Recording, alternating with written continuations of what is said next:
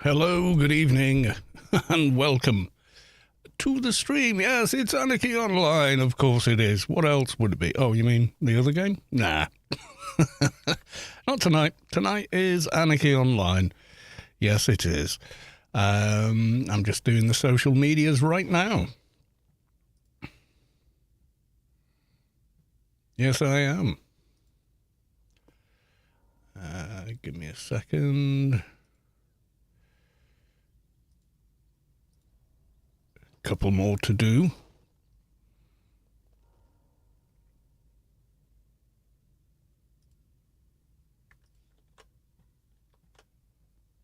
Here we go. One for the Discord.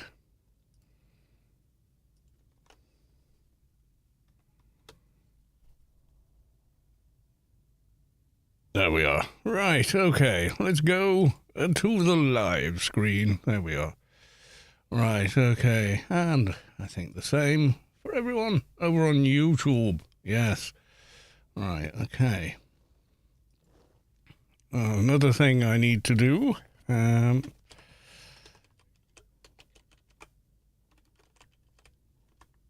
Giveaway reset. There we go.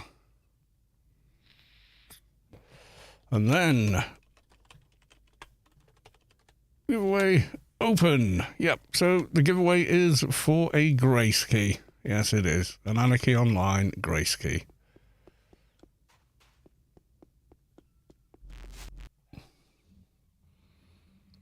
Crisis HD4. So you're doing an AO anniversary stream. Always expected Dune again. Fair. Duck on Hogs. And what's that one?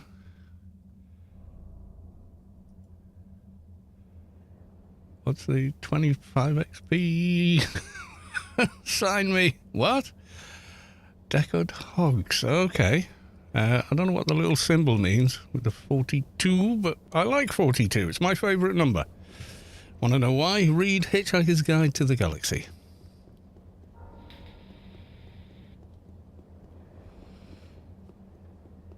So there we go. It's a grace giveaway. The giveaway is on Twitch. To enter, it's hashtag loot please. So, yep, you can do that. Now, last time I logged in, we were doing the Arid Rift quest, but we're not doing that this evening because, yes, it's the anniversary.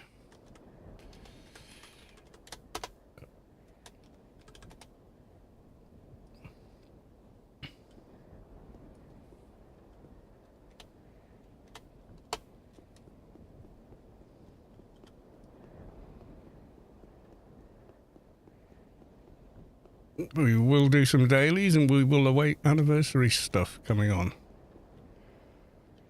Trying to get used to movement in AO again. Yeah, no problem.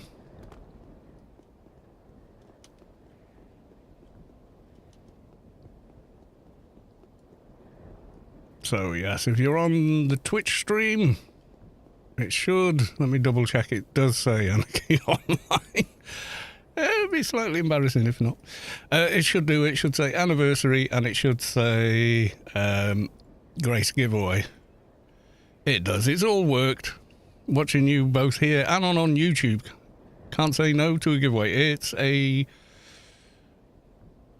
action needed. Tax interview December 31st. Yeah, that's like 5 months away, dudes. I've got to do it now? I don't think so. I'll do that in private later. I'm not asking someone streaming to do their tax returns while they're live. What are you thinking? Oh my god. There you go. Loot please. So it's an in-game, not an in-game. It's a grace code, the winner of which I will DM the code directly to via Twitch.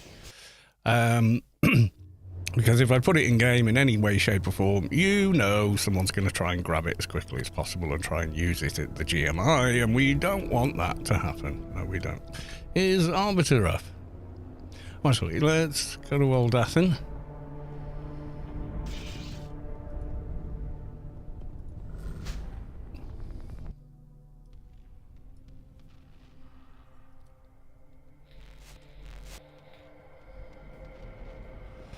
I tell you what I can notice, which is weird, is I can feel that the frame rate's lower.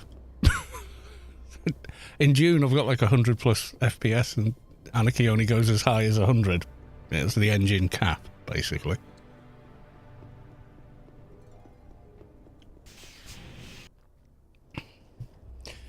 An otherworldly deity arrives on a lone island. Hurry to Southern Artery Valley. Hurry to coordinates. Oh, right, okay. Well, we'll pick up Dailies. And then we'll see if Chewie's taxi service is available. Straightforward, please. Okay, we got that one. Fine.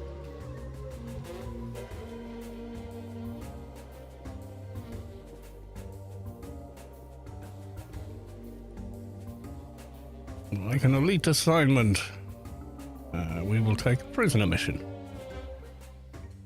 Goodbye.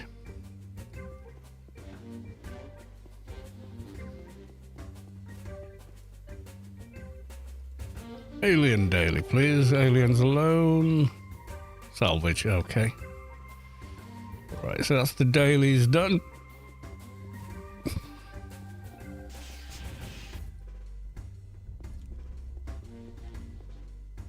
Oh god, what's Chewie's taxi service called? I've forgotten. Did I add them to friends list so I could always find them again? I probably did.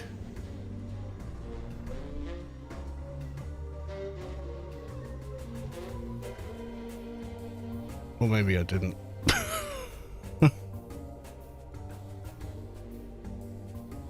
I probably did, but not on this. Oh,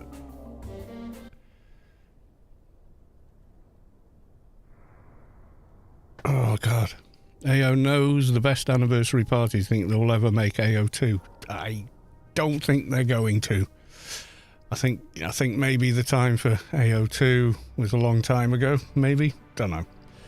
Toast on beans. Ooh, AO. Yes, it is. It's the anniversary. And, of course, it is a Grace giveaway.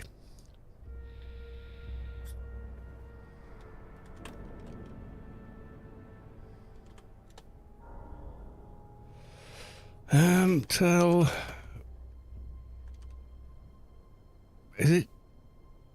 Chewie. Help, I can't remember the name. Oh, God. Tell Chewie.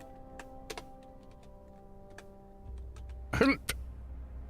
Chewie is offline. Damn! What's his taxi service called? Try his warp thing.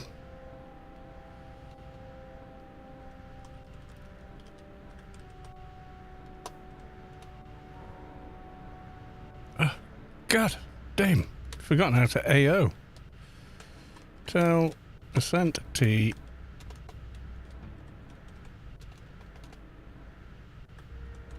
Help. Tell Scotty boy help. That was Scotty boy, that was it. What destinations? Anniversary. So which one is it? Southern Artery Valley. Which one's that? Southern Artery Valley. Zal the Immortal.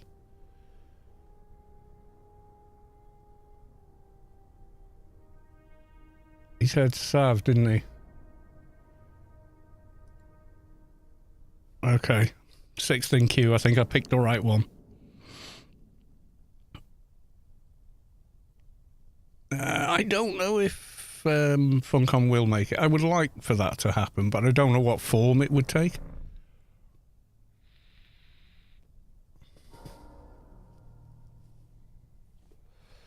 I really don't. So, yeah, could be strange. I don't know.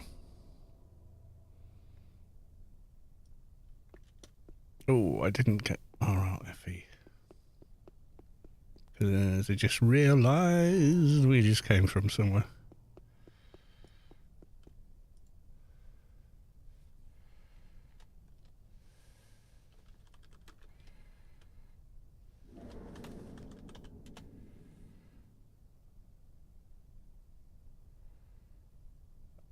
As we go, yeah.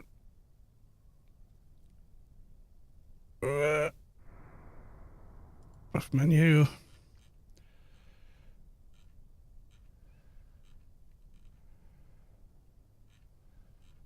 I'm gonna outdo this thing.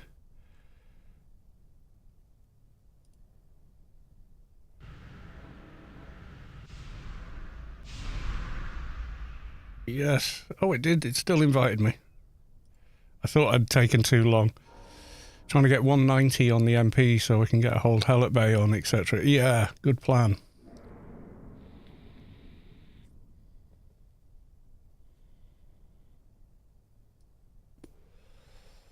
You've got to be 201 to get the nano resist bonus from it, though, haven't you?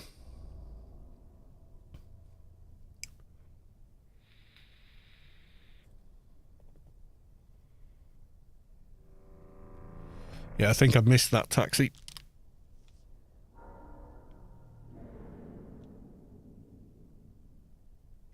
Better graphics, certainly that. More classes, skills. I don't know about more classes. Would they? Where would you slide another class in? Some of them are already quite close to each other already, so I'm not sure about that one. But yeah, more breeds or whatever might be interesting. Yeah, new content. I think the content is the main thing. I need the plus 10 ring first. Yeah, that's pretty easy to get.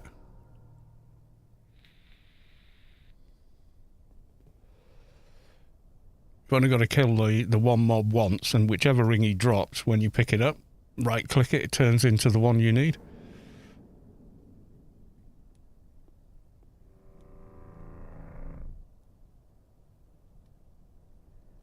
Fizzgrim, good evening, good to see AO again. I'm waiting for Lauren Warspawn myself at the minute. Yeah. And one Southern Artery Valley's just gone. I think I might have to do that again. That was my own fault. I didn't join team when the prompt came.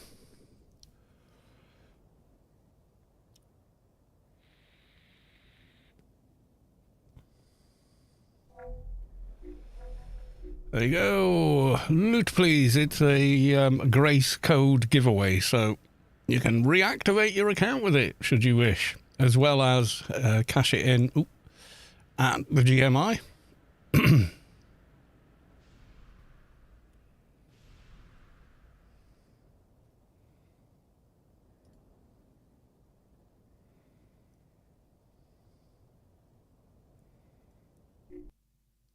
Yeah, better graphics, definitely. I love it. I would be happy if they did... yeah,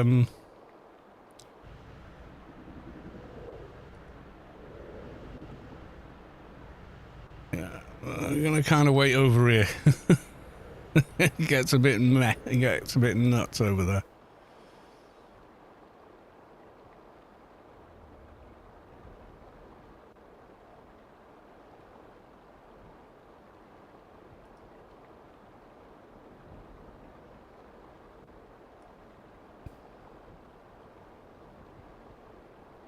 Reactivated already, entirely your fault again. Yes, I take full responsibility for your financial decisions. Okay, while we're hanging in the air, I am going to go get some water. It's very humid and warm here. And I'm hot.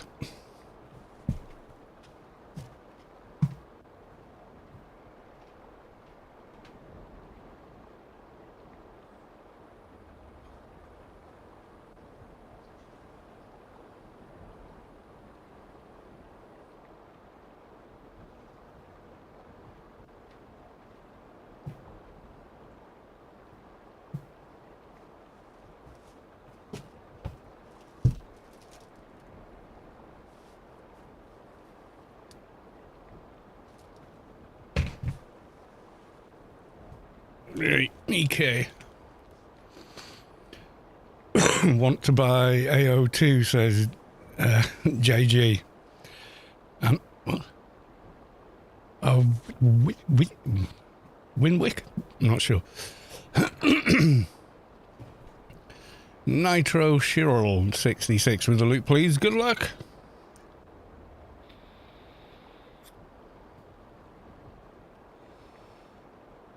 I'm not seeing anybody down there yet, but I imagine it's just view distance. Yeah, there's big boy. Zal the Immortal.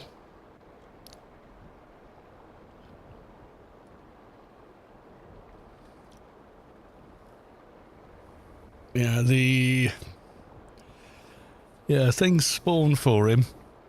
And if you don't kill him, you get like super fanatics that do massive AoEs. Big explosions right across a very big radius.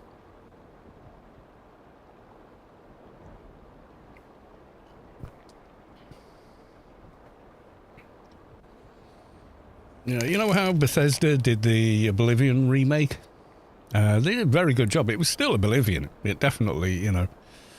They even kept some of the voice recording errors in that people had come to know and love over, you know, X number of years. But graphically, it looked massively better. It'd be nice if they could do that with AO. But it'd be a big project. It'd be redoing every texture, the technology behind trees and vegetation, and yeah, it would be a lot. It would be a very big project.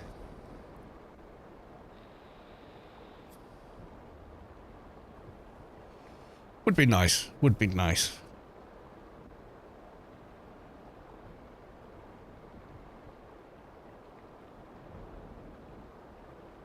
Dune Awakening's going incredibly well for Funcom though, so they've already recouped their investment costs in developing the game. That's already done. That got done in 2 weeks. I sold over 1 million copies at top dollar. Actually, if you buy just the base game, I think it's $41.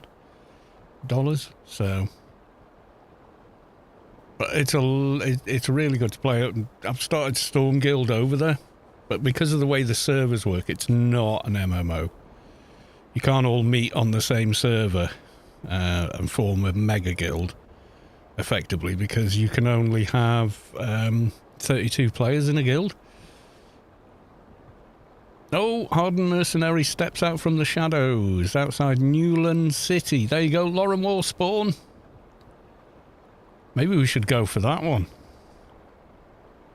That sounds better, actually. It's an easier one to do.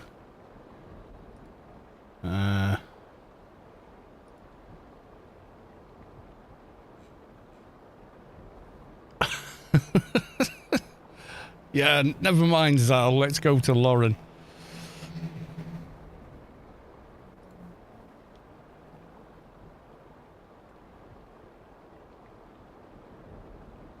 Yeah, this one's always a nightmare trying to get to the box. There's usually loads of ads running around exploding. So I'll just go straight to Lauren.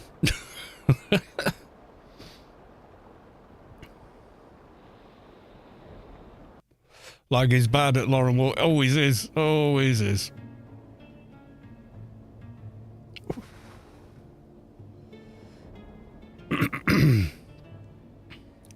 Dune Awakening is quite tempting, but friends from my country having connection issues due to distance to EU, our closest data center. Where are you based?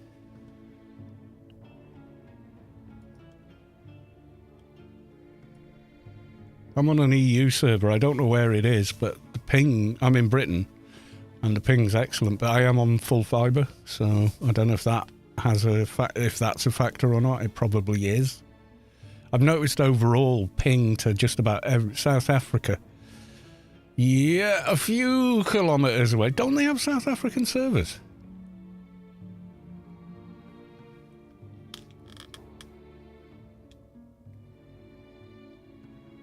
I think a lot of people don't realise South Africa is its own country and it is in fact in the south of the African continent, but also is in the southern continent. Yeah.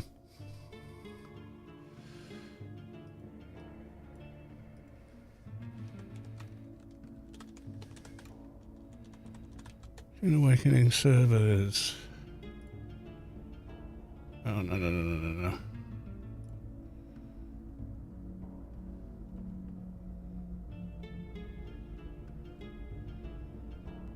Yeah, you can do private server.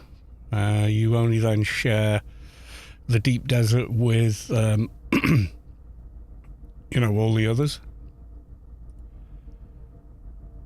Gaming tools. June Awakening.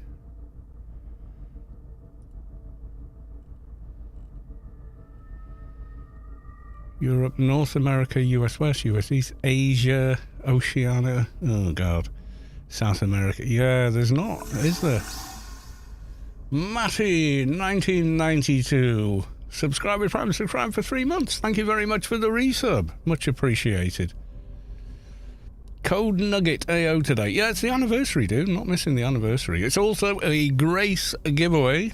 Yeah, it's a new month. We're, the 2nd of July, so first stream of the month is a Grace giveaway.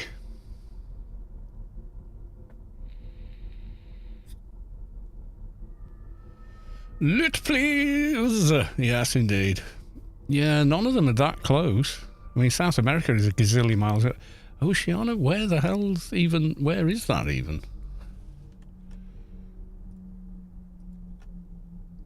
Skunton? Okay, that tells me nothing. Asia. Yeah, there's nothing really, is there, for South Africa? Didn't they have a map at some point?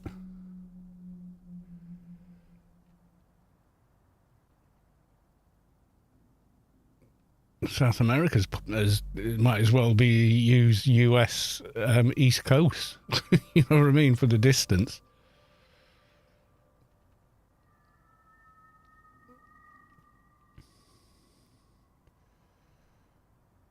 Asia, don't know.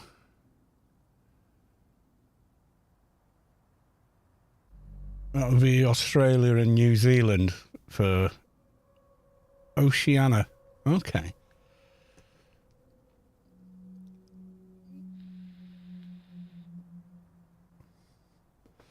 We have a better ping to US East Coast than Argentina because of the undersea cable route. And yeah, it's kind of weird the way that's all set up. Mapmen did a video on it.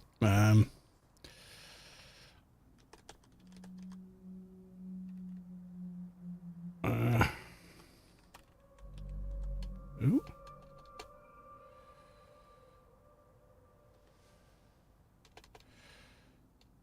Trying to think now. Yeah, Jay Foreman. I think it's one of these ones. They explain where they actually all are. Yeah, the internet versus the ocean. Internet essential wires. It kind of shows where they all are.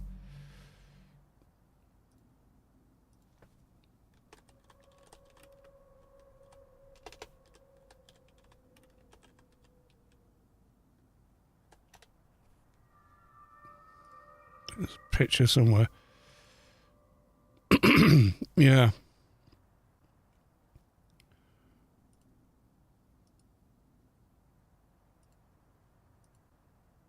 Yeah, so we look at that.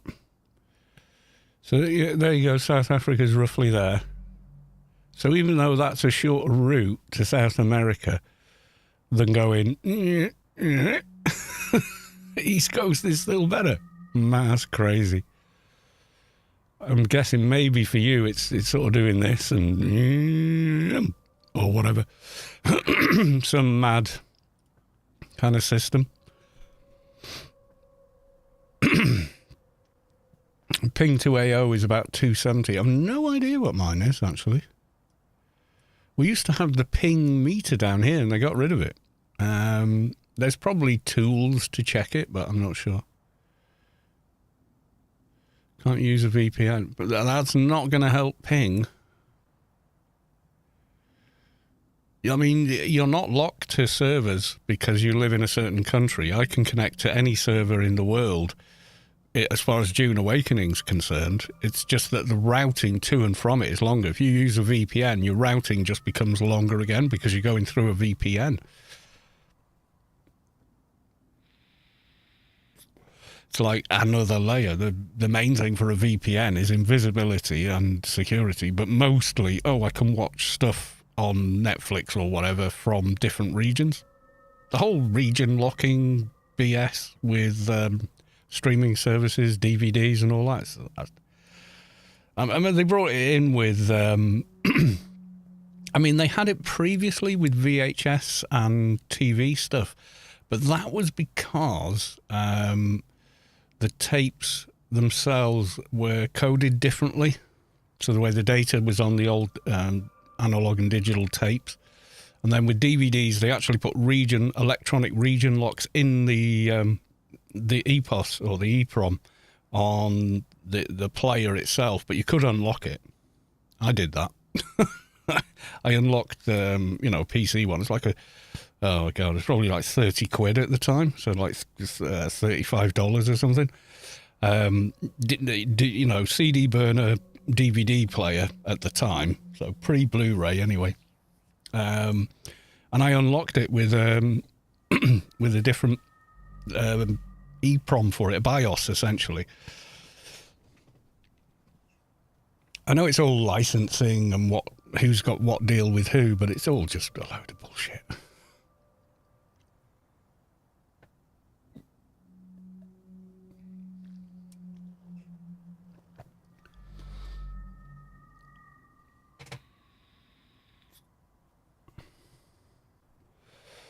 Yeah, I'm not sure what my ping is. I mean, I've got ping on that.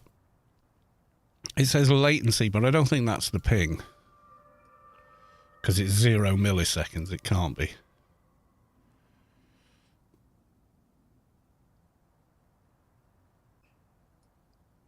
Yeah, that can't be a thing. What about...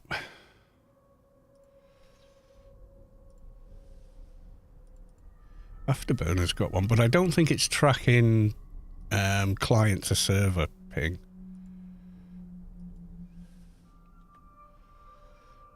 It says 25 FPS. I think that ping is not the ping. Yeah. To a known... Oh, yeah, you can do ping tests to the AO servers through a DOS command. Yeah. Yeah, in this situation, the single-threaded engine just can't handle what it's doing. I've got one thread, 80-odd%. The other one is running the stream, so,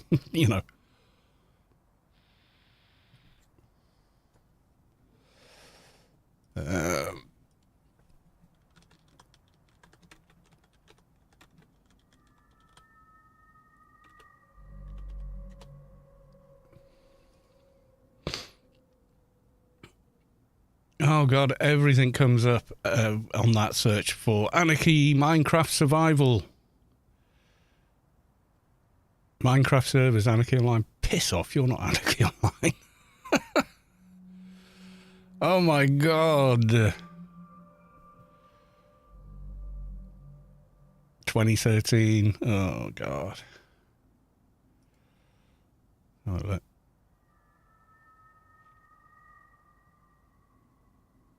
What? Yeah, there's a way to do it. You just need to know the IP you're pinging.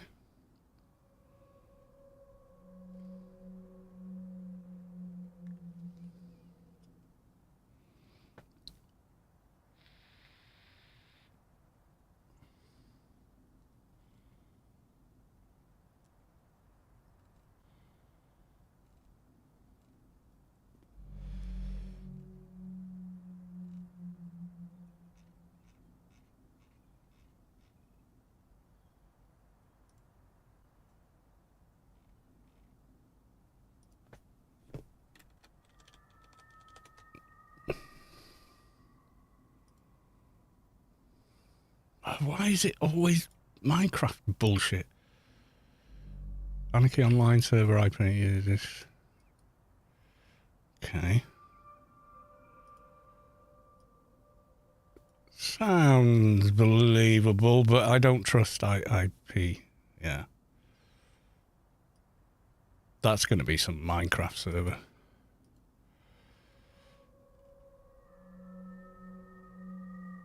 There you go. There's an old thread from 2010. How to check the latency.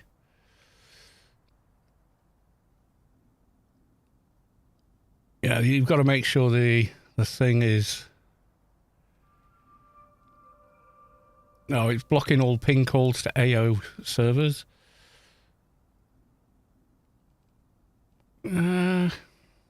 TCP.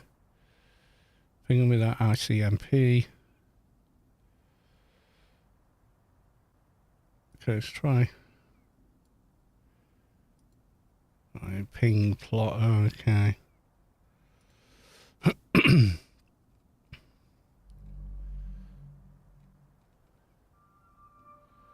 There used to be a ping meter at the bottom of the UI in the old GUI.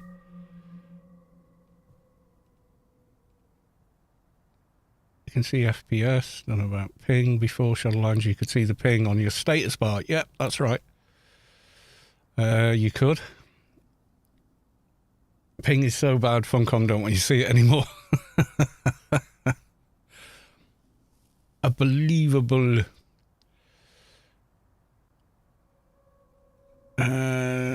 Open that command, hit enter. Net stat. Okay, let's try that.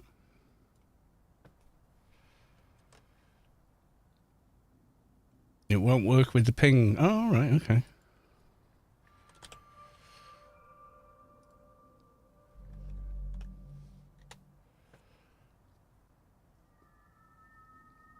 Okay.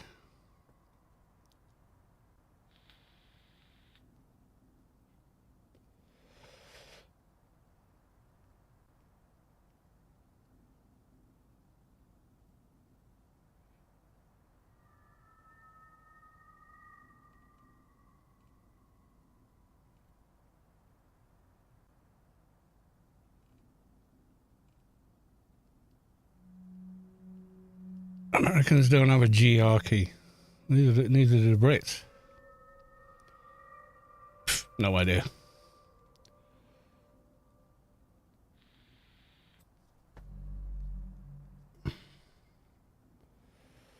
Alt GR plus F equals your ping.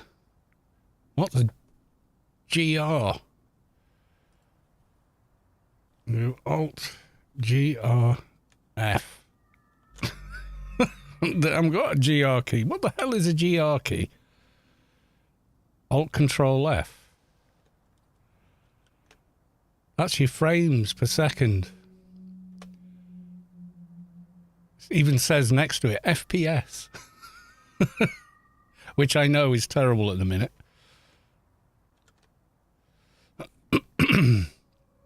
Right Alt. Okay.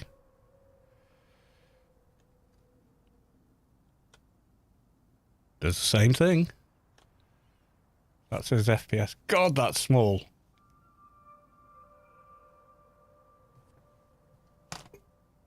Yeah, it says FPS. That's with the right Alt. Control Alt F. And the left Alt. Yeah, it's FPS is what's coming up.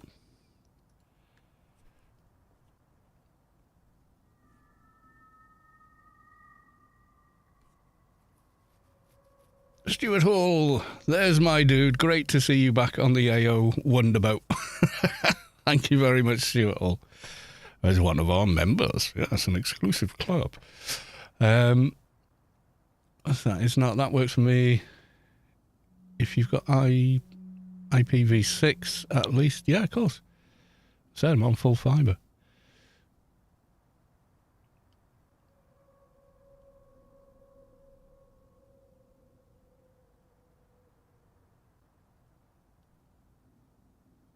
You don't, so you got away with that. I do, sir.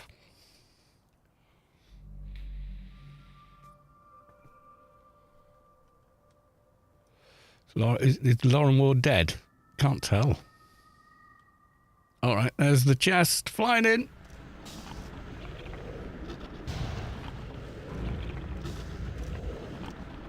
Lauren's cash. Okay, I think we got something. There we go. We got the birthday present. Which gave me note and threaded Omni-Med suit sleeves. Oh, right, okay. What's a GR key? Yeah. Oh, that was already up. Okay. GR key.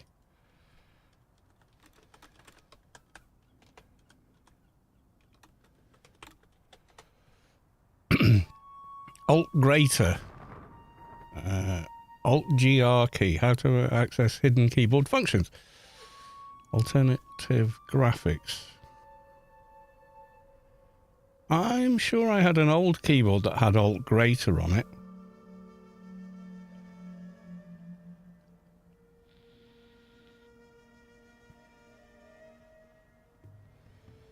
The right hand of the Alt... okay. I have control on both sides. This is a US layout keyboard I've got. So it doesn't have it.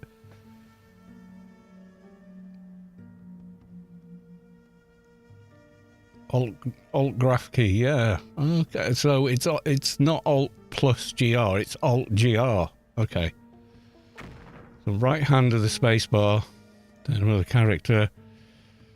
Yeah.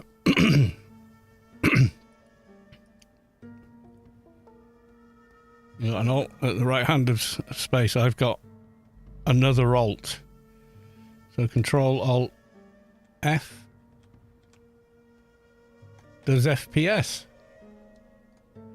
Yeah, this is a Logitech G710. It was given to me by another stormer, and I shan't mention the name just in case someone else thinks they get free stuff from them. And they said, "Oh, I've upgraded my keyboard. Do you want my old one?" And I was like, "Oh yeah, that sounds cool, dude. What have you got?" And he said, "Oh, it's a Logitech G710." I said, "Well, a proper mechanical keyboard." "Oh yeah, please." You know, and he said, "And I've got a spare monitor for you as well because I've upgraded that." And this was just at the very start of lockdown, so like 5 years ago. So he upgraded his keyboard to the newer Logitech G series keyboard, and sent me his old one that he'd had for like 7-8 years or something. And I've got it, and I've hammered it every day since. So, and it still works great. Cherry MX Browns are the keys on it. It's brilliant to type on. Brilliant to do anything on it. Just feels great.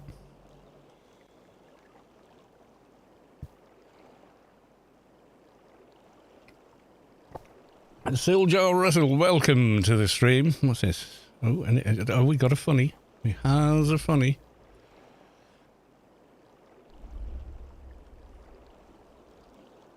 Cow is getting spoiled.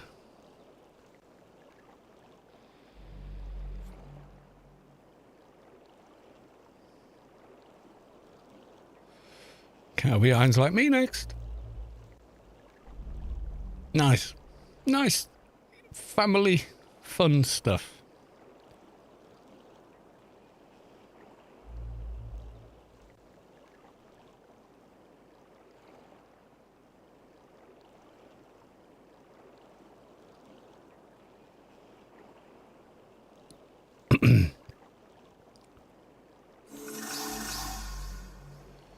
Doome. Subscribe with Prime. Thanks for this sub, bud. Appreciated.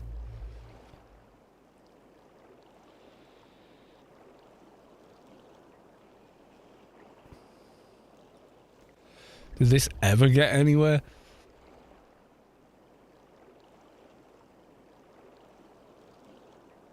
Yeah, okay, it didn't. They didn't resolve. Yeah, we used to have a ping meter down here next to the aggro bar. And it if you hovered over it, it gave you a number, but largely it was colour. So red for bad, amber were not so good, and green was like, yeah, you double digits again, you know. or quite low double digits. Where did I put it? Was it tiny? Yeah, all days. Yeah, so you see this little green square here?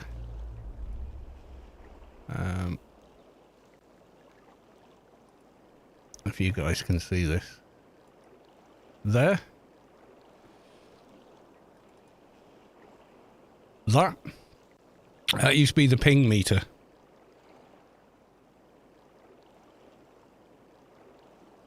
You can find the address from the resource monitor under network. I posted it. Okay.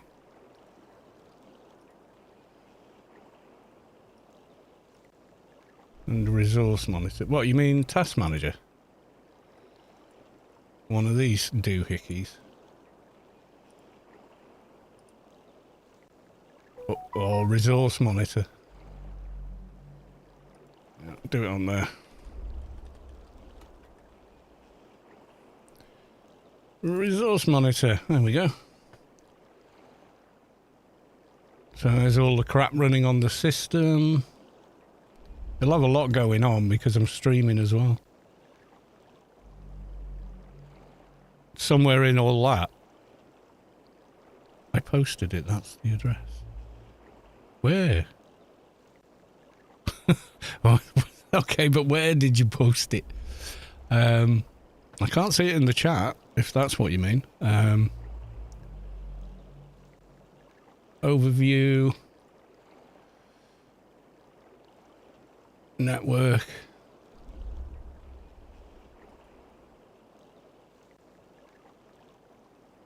Chrome, because I'm Anarchy Online.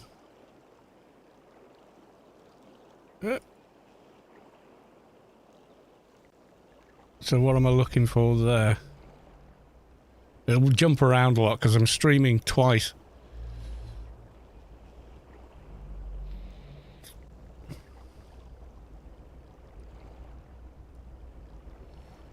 Something Funcom. Yeah, I can't keep it in frame. This you know, while if I was only playing AO, maybe I could, but no, that's better. Yeah, there you go. Age of Conan. We are on their servers.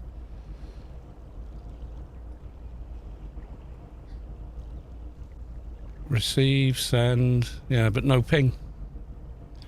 That's the URL there.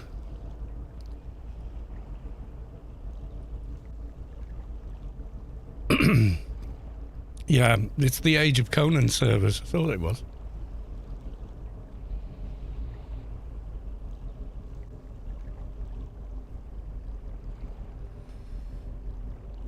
Now it's bouncing to Lego Funcom. It's the same device running.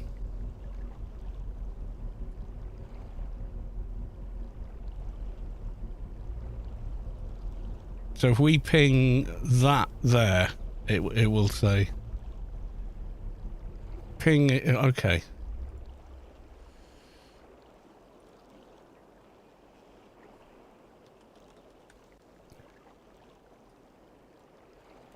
I'm getting my glasses. The print is so small, and I'm so old. Okay, ping GS 010 dash NJ4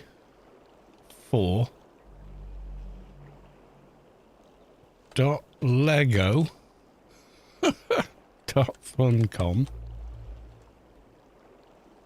.com.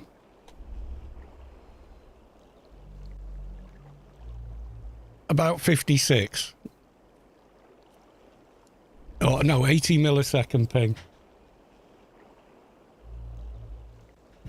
It wasn't that was small, it was that was small.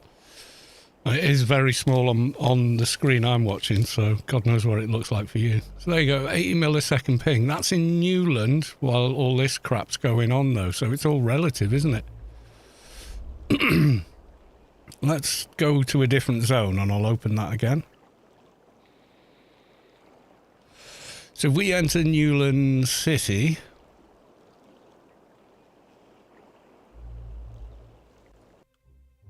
Let's have a look. Oh, did I close the command prompt? I probably did. Alt up. Oh god, I've got to type it all again. Ping. Oh god, where's the other thing gone?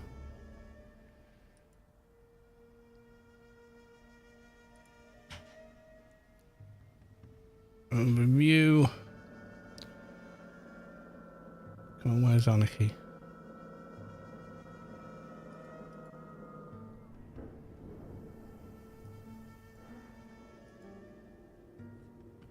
So we can do it there. Okay. GS 010 dot NJ4 dot Lego dot funcom .com. Ah, typed it wrong.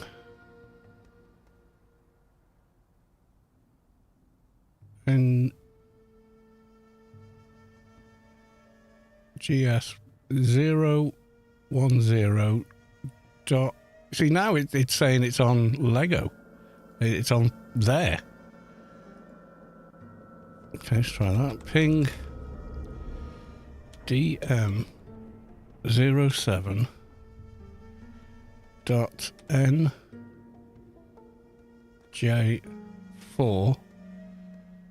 dot age of Conan .com. No, it doesn't seem to be working now.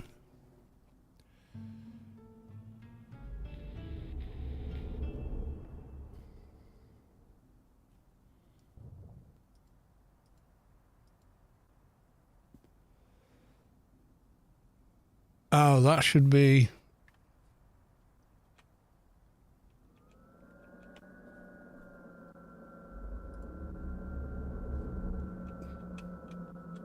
Isn't it alt up to get it back? No? Okay. I think I put a dot instead of a dash. DM07 dot, no, it's dash there. 0 NJ4 dot age of Conan .com. Yeah, it is. It's a dash. Packets sent 4, received 4, loss. Round trip 81. Yeah, so I get an 80 ping to the server. Tried it out there, and now we're in a quietish zone. Get the same ping for both. Yeah, I think it's just the name of the server. It's probably the same host, though. Or it's some such thing. Right. Salvage mission. And wait for the next boss to spawn. It's exciting.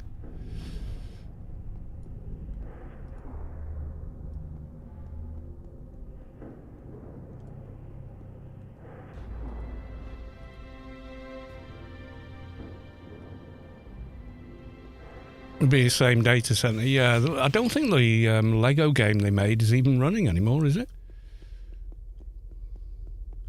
Age of Conan is. That was the first kind of big Conan game they did, but that came out years ago. Ah, missed. Yeah, so an 18 millisecond ping for Anarchy Online.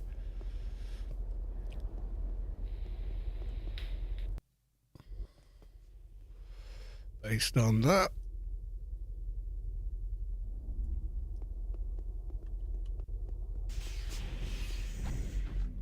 Yeah, they said, when they said we were in maintenance mode, that's when we moved to the Age of Conan server.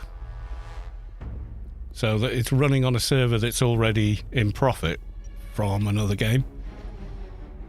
So it's just resting on that server. So when their servers have problems, we have problems. Yay, there we go.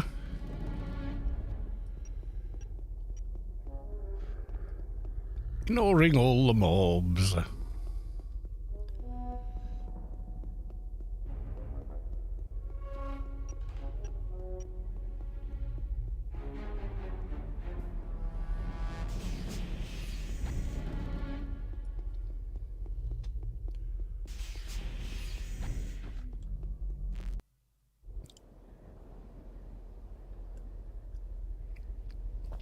I just reuse the back end. Yeah, exactly that. Yeah.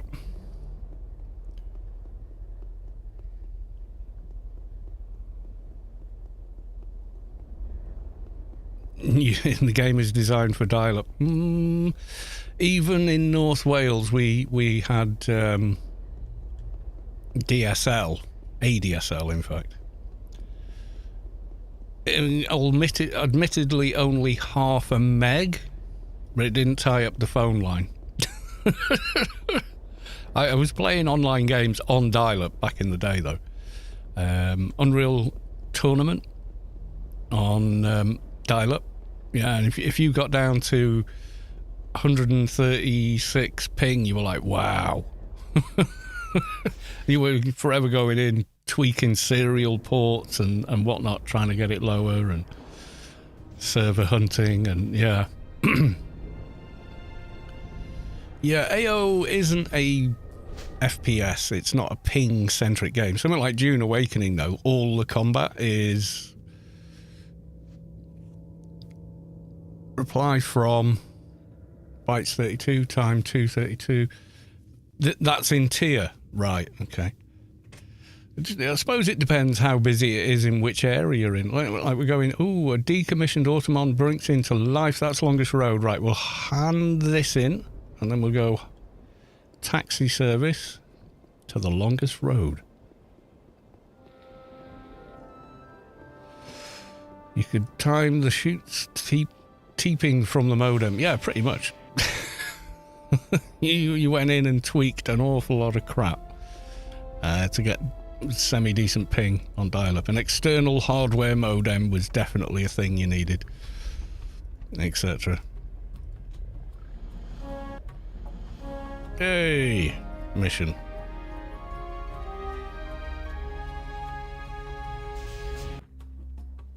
Yeah, we had it.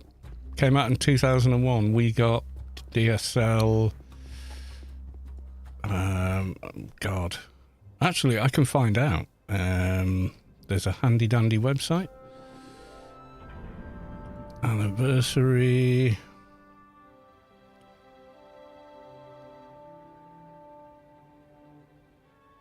That's TAM, isn't it? We need to go to. Yeah, there was an old website. If it's still up, it'll be there.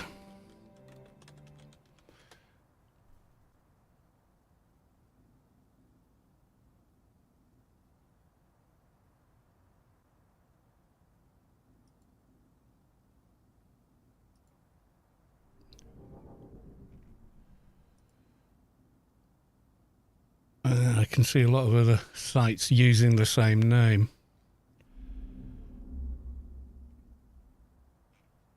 Sam knows Exchange, that's it.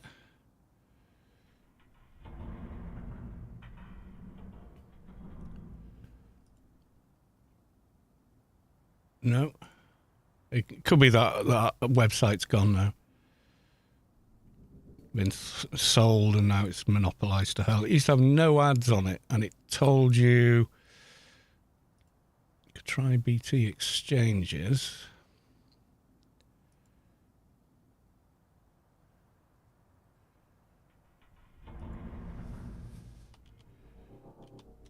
I think it was like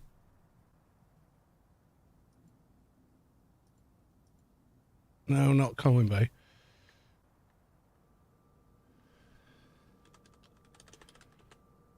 No.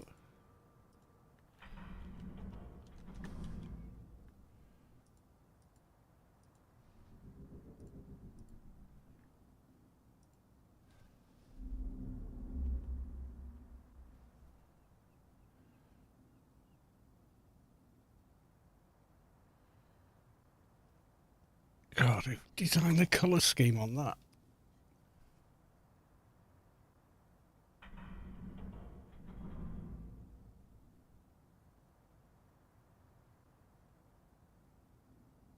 No, it doesn't. It doesn't show our exchange on there.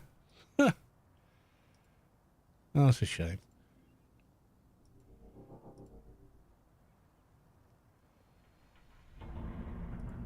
Sam knows.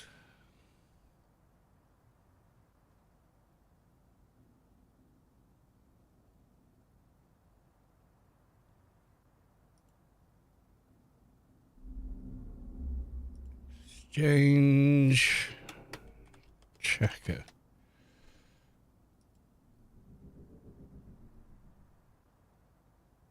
It's just become a Google group and not the website. Yeah, the old Sam Knows website used to have... Oh, God, how long has that been up? It would tell you when things happened at the exchange you're connected to and at what speed it was at and all that sort of stuff.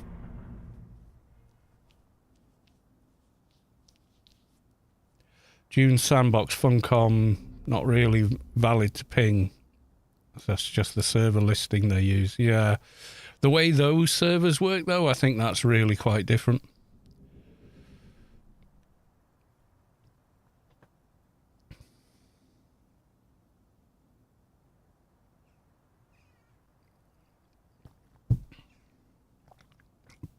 Yeah, that was the thing as well. It used to, you were paying for the call a lot of the time, weren't you?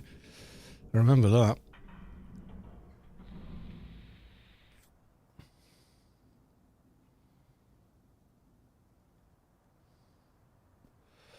Yeah, I remember when you'd look for magazines that had an internet disc on it for like AOL or something, but it had so many, like a month or something on it, you know, or stuff like that. And you were like, yeah, you know, I got a free fortnight.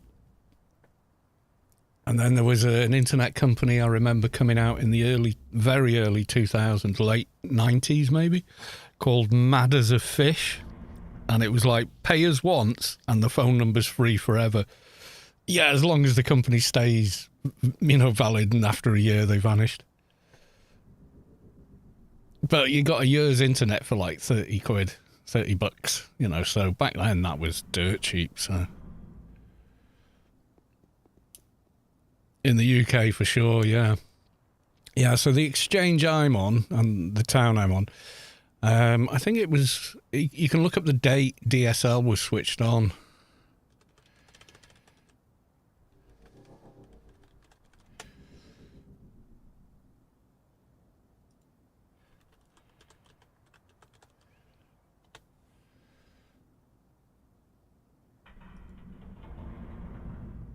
God, why is the website designed for the 90s? That's small.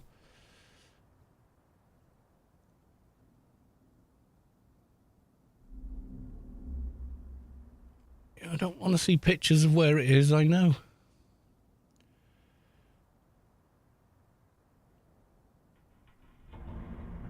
Just says it's enabled for fibre, yeah. Yeah, Sam Knows used to give you the history of the exchange, like when certain things were enabled in it, etc.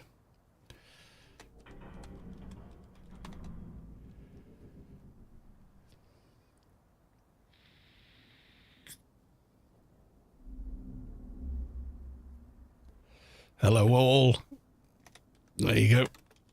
Welcome to Showbiz. We had a company you called up and hung up, and with 50 seconds they call you up again, and because they connected for 30 minutes before they disconnected you, and you could do that one time every hour. Okay.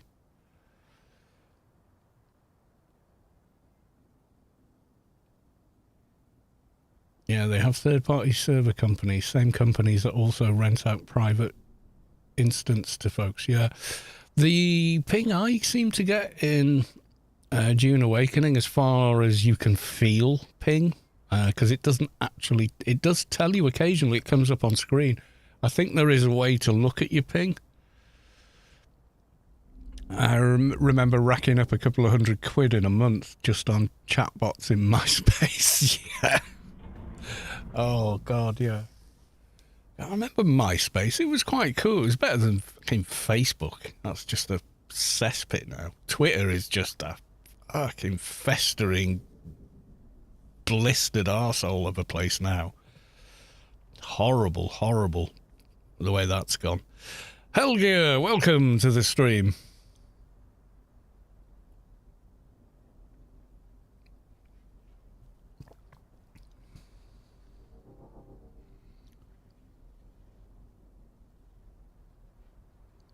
Yeah, Facebook is just like AI ads, just all kinds of...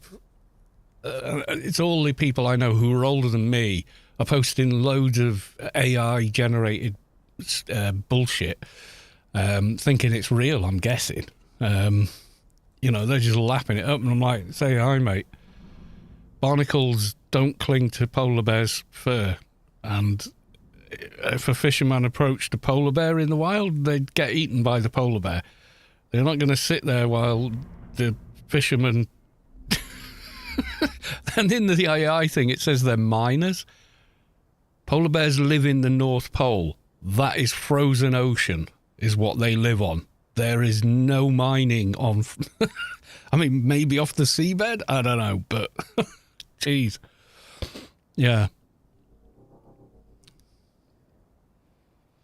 MySpace top 10 friend list caused so much drama when someone got bumped off the list. Oh, yeah.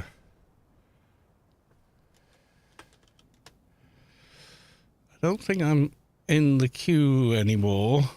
Are we going to miss this if we're not careful? Anniversary. Where are we going? Tam.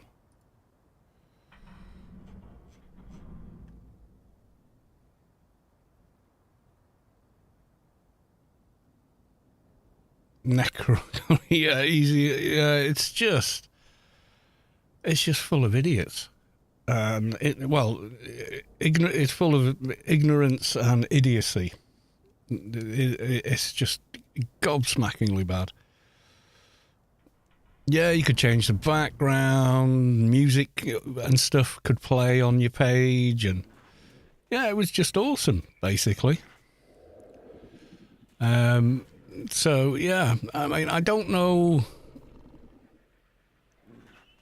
Well, I think powers that be and advertisers figured out, the power of what they could do to people, the control they could elicit over people without them even realizing with social media, and it just turned into complete crap. I mean, mind you, the guy that created MySpace, how much did he sell it for? Like millions, I think. Like, he made it as a hobby while he was in college, and then he sold it. Yeah, let's Google. How much did MySpace sell for? I mean, and then the people that bought it got rid of everyone's pages and data and files, and oh my God, it was just awful.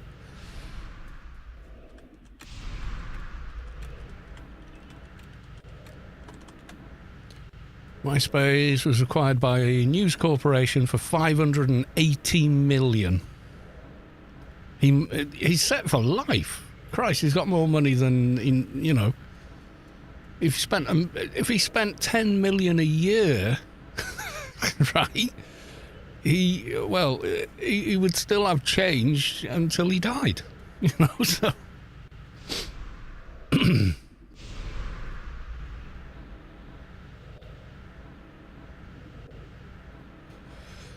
Svalbard have risk of polar bears. They had to kill a polar bear a few months ago because it had broken into the hotel 5 times in 3 months. Yeah, it's found a food source, I guess. Yeah.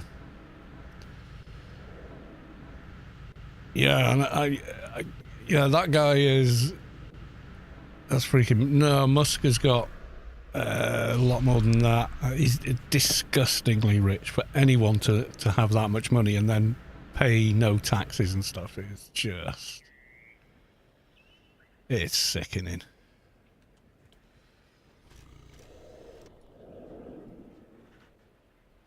That's just ridiculous.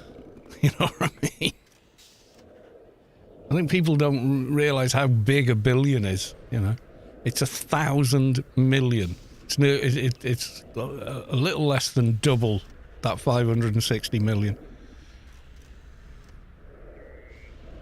And he's worth 400 of those or something?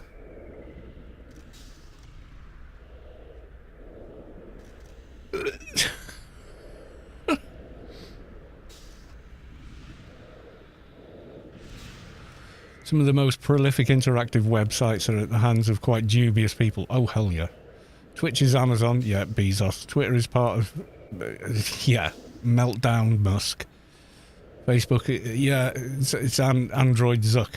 The reptile, yeah.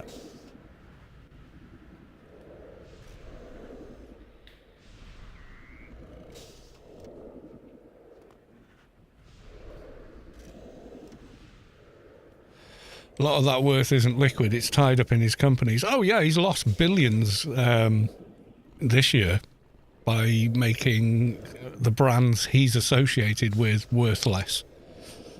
Not worthless, worth less. Two separate words. Yeah, it is, you know, and for all that money, where's the philanthropy, you know? Where's the libraries? Where's the schools? Where's the hospitals? I mean, if I had that kind of money, wouldn't you do that? Wouldn't you think, God, I can never spend all this. I should help other people that need it. I mean, it's just total lack of empathy. And what do we call someone who has no empathy? Yes, that's right, a sociopath.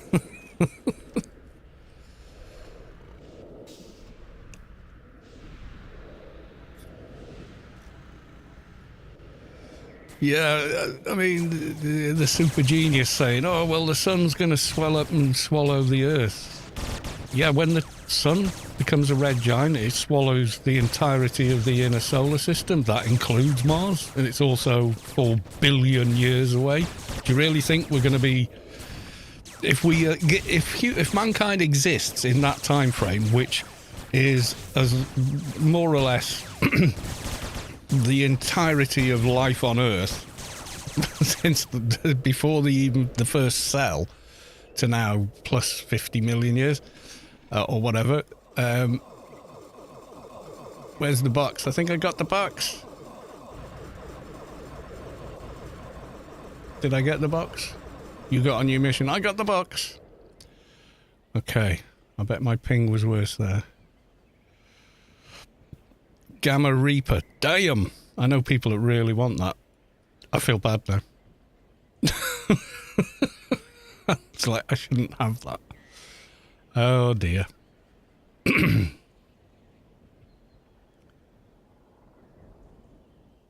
Yeah, I mean, do you really think human beings as they are now are going to want to live underground or in domes on Mars? In the entirety of life on Earth's history in time from now, what we will have evolved into or whatever. We'll be like if we're still around, we'll be like the Q or something, you know, from Star Trek. Or that's if we make it that far, you know. We've been here for a blink of an eye as far as the Earth's concerned. I mean, the dinosaurs were around for so long that the difference between the years between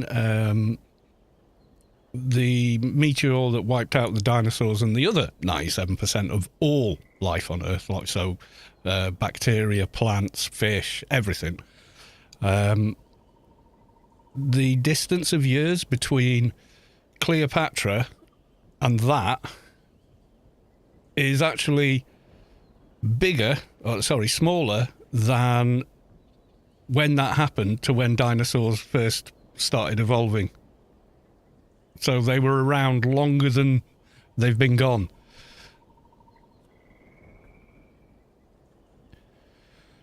It's more practical than that. 200 ton into orbit means more capable satellites, mining resources. Asteroid belt, I think, is going to be it. Mining that. But life on Mars would be very miserable. The planet has Well, one, no atmosphere, but the reason it doesn't have an atmosphere isn't gravity, it's because it doesn't have a magnetic core, so there's no magnetosphere around it to protect the atmosphere from solar winds and everything else. So whereas we get the aurora and such like, and slightly different weather, Mars just lost its atmosphere completely because the core is solid. It's not a magnetic core. Unexpected guests. Oh my god. A gun and some ammo. Oh dear. Yeah. Not hard to correct.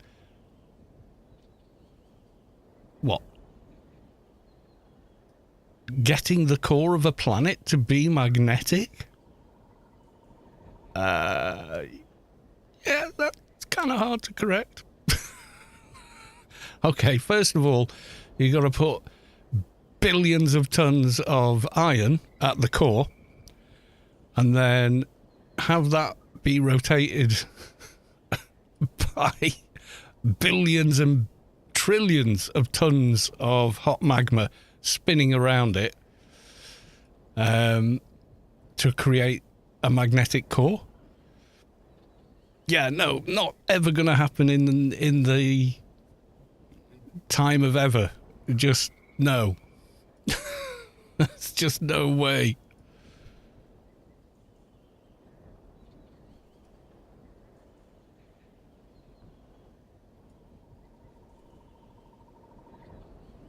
Yeah, it'll never have any kind of atmosphere because without a magnetosphere, it'll just lose it. Even if you gave it an atmosphere somehow, it can't hang on to it.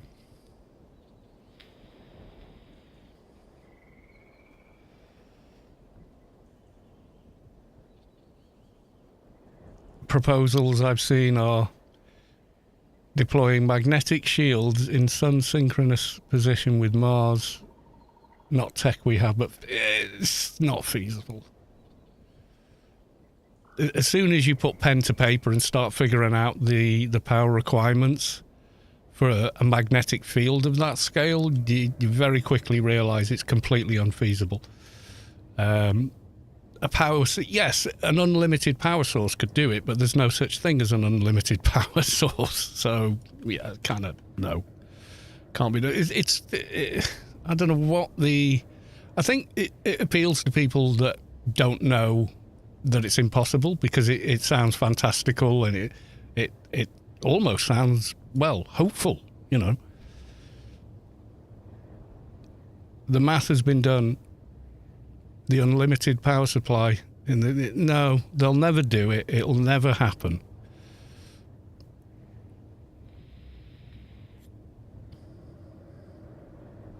Now, I'm not a scientist, so I can't explain in detail why it doesn't work.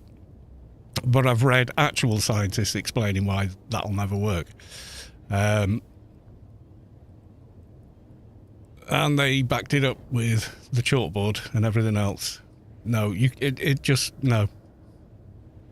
You have to create the magnetic aura around the Earth extends way beyond where the satellites and everything else is. Like thousands and thousands of miles out into space, becoming stronger as it gets to the Earth. Yeah. So to generate something like that, the amount of power needed, and the efficiency would have to be incredible because you've got to remember we're not at the point in our technology where we can do things like light without heat. We're very close. We've got much more efficient light bulbs and stuff, but we can't do light without some form of waste. And the amount of waste in creating magnetic fields, it's just, forget it.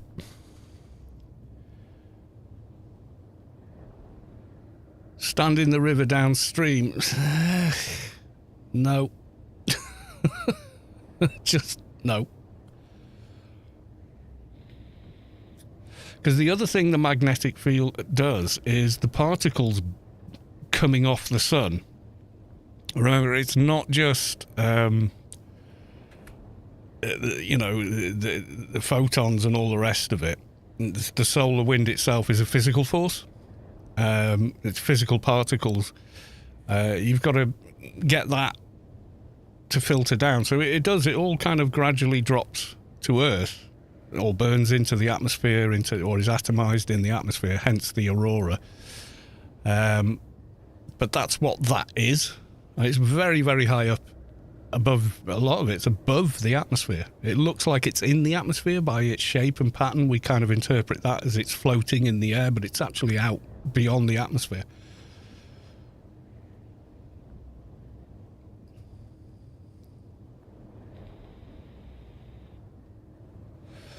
Infinite energy. Yeah, the Earth isn't infinite. The sun isn't an infinite energy supply. I mean, if you wanted to create a Dyson sphere around the sun, you might then have enough power to do what you're talking about.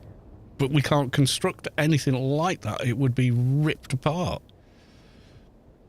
We don't have the materials. We know of no material or matter that could withstand that, so yeah, no. The whole go live on Mars with the technology we have and are likely to have for the next 200 years would mean we were living in concrete domes with lead shielding and or the similar sort of thing, but completely underground. So what's the point? If the Earth becomes uninhabitable, you just do that on Earth, where all the resources are to build it. It's completely untenable.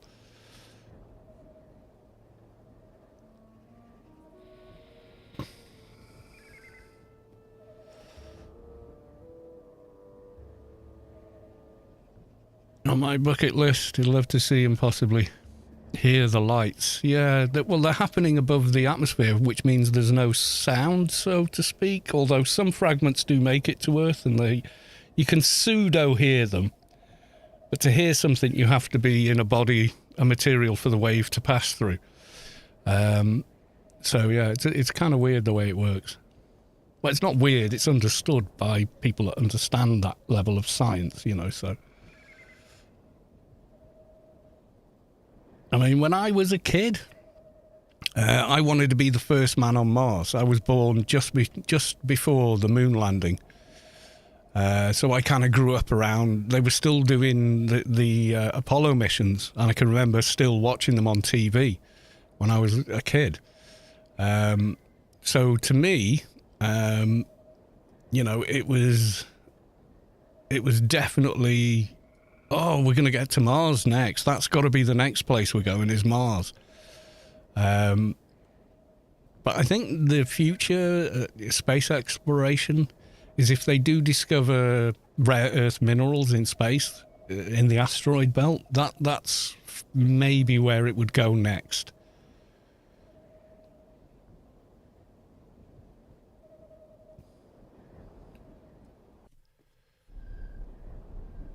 Well, it's a much bigger target to hit as well. People imagine the solar system as everything on a flat plane and the sun moving and everything moving around the sun as it goes round. In actual fact, it's on its side. So the planets are doing this around the sun, and the sun's traveling along with the Milky Way. So it's going left to right. The planets are going up and down around it.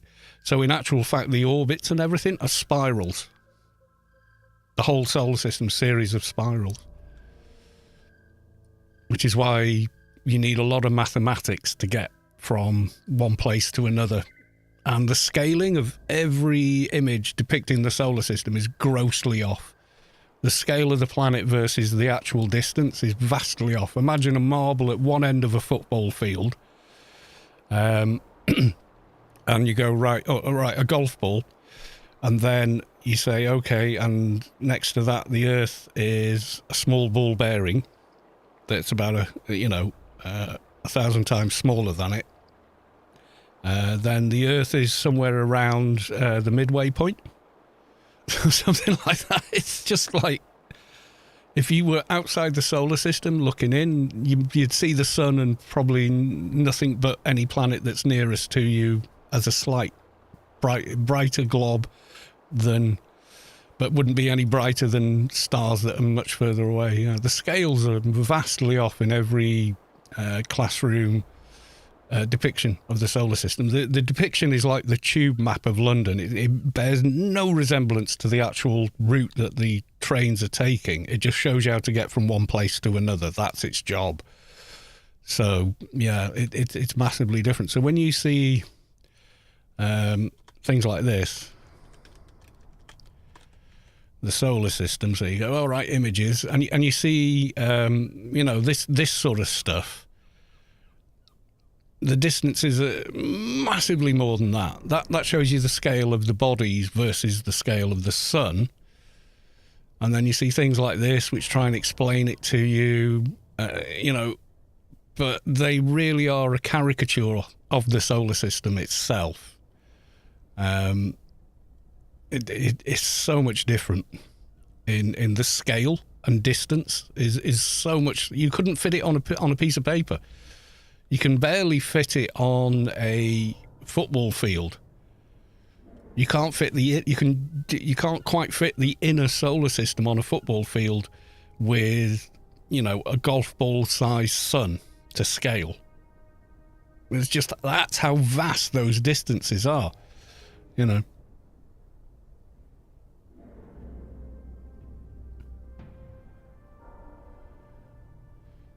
I'd love to debate you.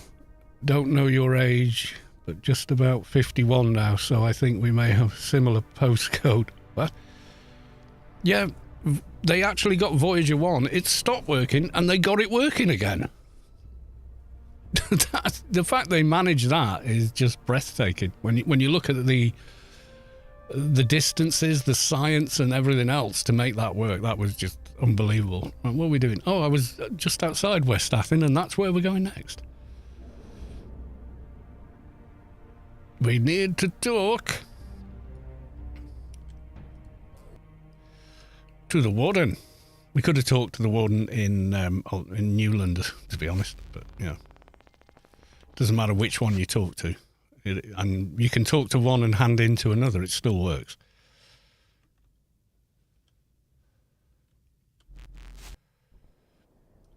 Yeah, someone tried to show the true size and scale of the solar system.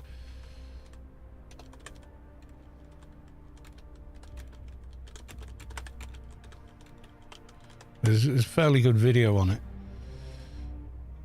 Yeah, not AI. That's one, the nearly 6 kilometre scale model. But someone said someone set out to do it where they showed the scale of the bodies and the distance between the bodies accurately at scale, and it's way more different than scale model in Sweden. Yeah, that's it. Yeah, and that's not the entire. You know, it kind of shows you, but yeah, it's like people think the world map is how the world looks, and it's like it's not. That's the Mercator projection. That's not the size of the countries at all. It was the Mercator projection made shipping simpler and easier and safer. That's why that exists. But embedded in our minds is that's the size of places, and it's like, nope, Africa is massive. It's way bigger than that. I think there's an interactive map where you can look as well. True size of, I think this is it. So I live in Britain. So clear the map. Right, okay, so I'm going to go UK, does it? No?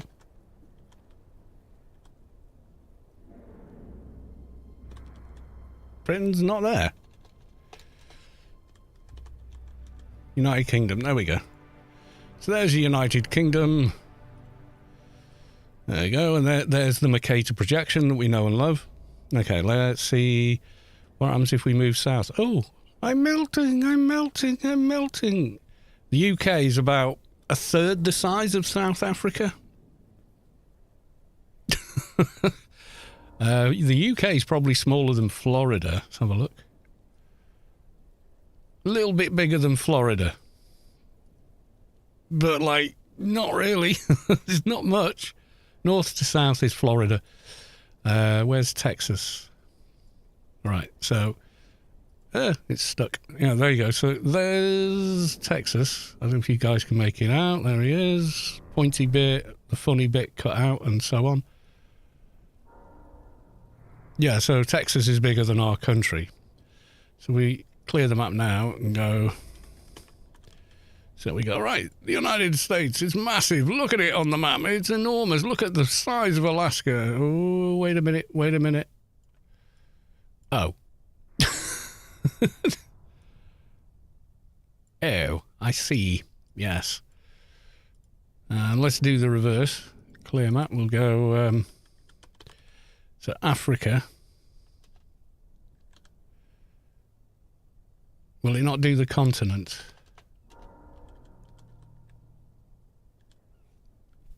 All right, let's go to South Africa then. All right, there's South Africa. Oh, yeah, it's tiny. It's tiny. Bigger than Texas, mate. And then some. You know, so... Yeah, but if you had the African... Can you get African content?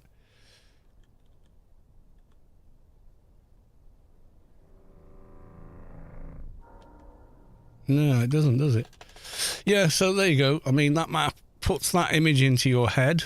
But yeah, if you do... Like, a good one is Greenland. Yeah, looking at that. Look at it. It's bigger than Canada. Well, let's just pull it down. Oh. Oh. No, it ain't.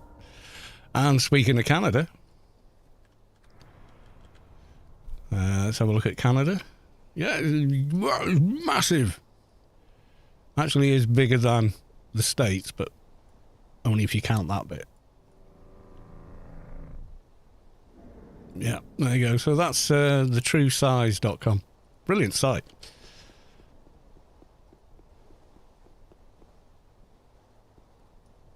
Eight minutes to the sun at the 8.5 minutes at the speed of light. So if the sun blew up, it would be 8.5 minutes before we knew anything about it. 90% of Canadians live within 10 miles of the US border. Yeah, the population density. Yeah.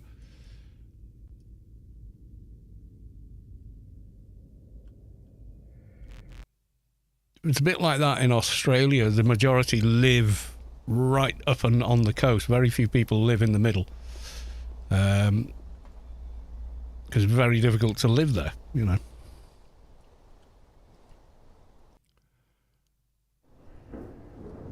Right, let's go kill a diseased prisoner.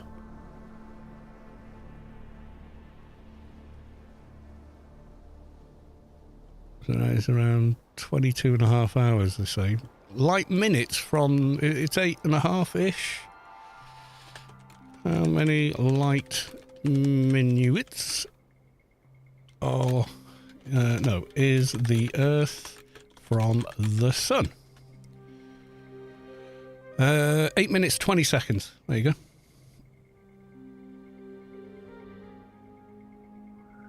A light minute is 60 light seconds.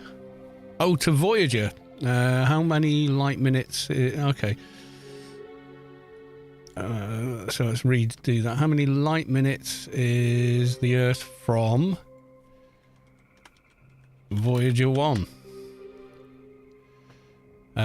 23 hours, 6 minutes, and it's going up all the time because it's going the other way. It's moving away from us at quite a speed, actually. But in relatively to the speed of light, not much.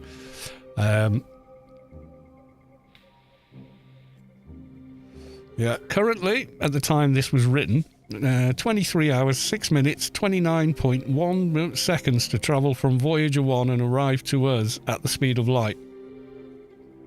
It takes nearly a day to send it a radio signal. Yeah, it's kind of nuts, isn't it?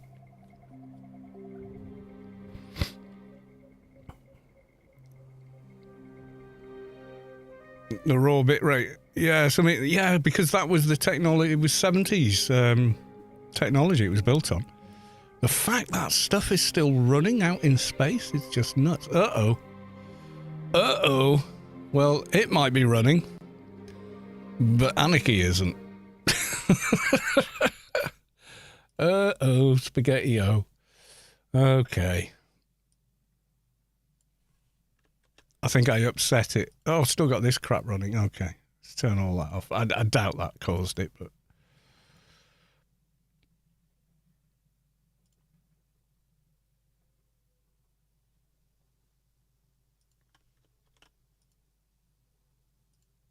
Yeah, it must be running on its nuclear battery still, because it's too remote. It's too far from the sun for the solar panels it has to be doing anything much, to be honest. I mean, the power of the sun at the distance it is, kind of like trying to run solar power on moonlight, you know. Less than that even, I think.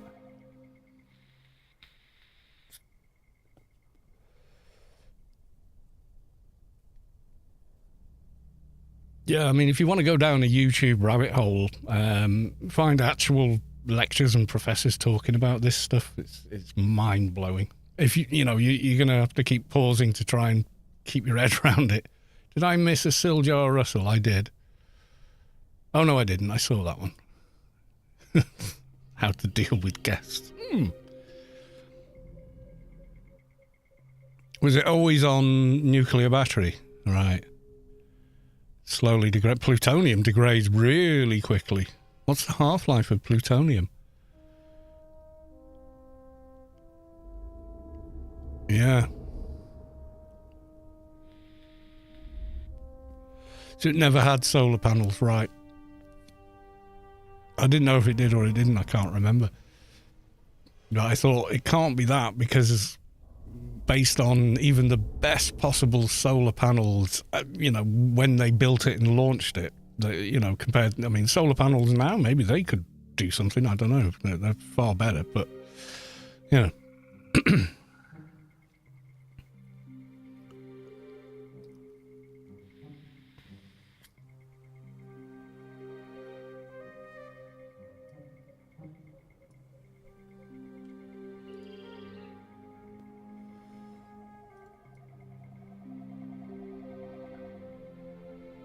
eight-year half-life, something like that. Yeah, it's short. You compare that to, I don't know, lead. Doesn't plutonium degrade to something like lead at a certain point? I think all my buffs are running. We'll find out if they're not.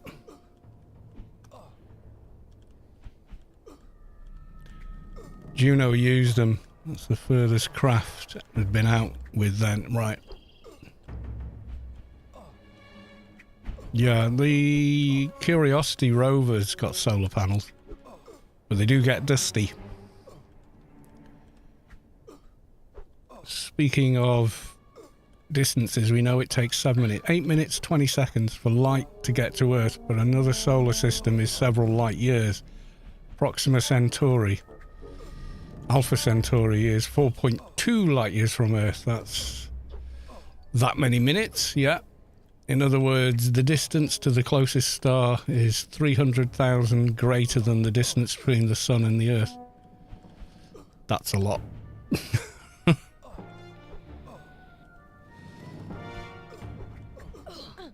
Yeah, I'd love all, the warp engine thing to work and we can travel without actually moving. That's how they get around breaking, the speed of light.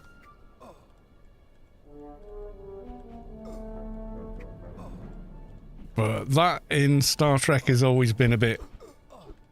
Depends what the script needs, Like in some early episodes, they travel in one of the movies, I think, they travel to the center of the galaxy in a couple of days.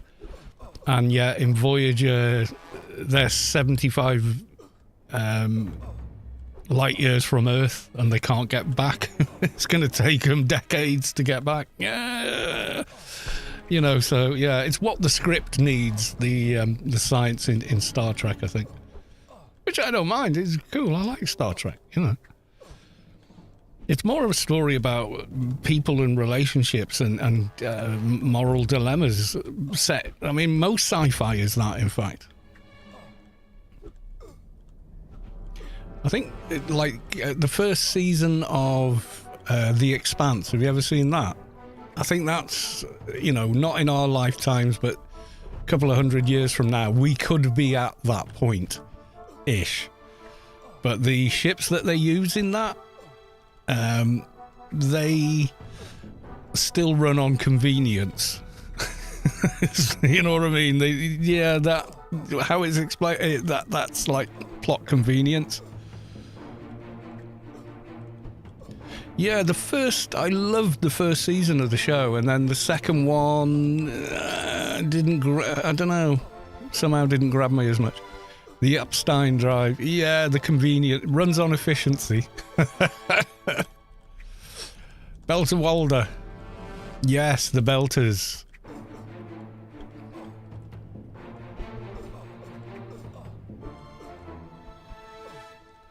$75, yeah, is it more than that? I'm sure, isn't it? 75 light years from Earth, and they're trying to find a way home.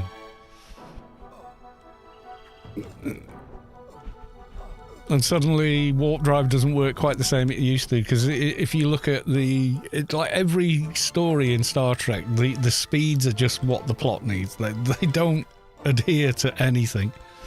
Like, you know, what you get in one episode versus what you get in the next, or one show versus the other show, or one movie versus a different movie.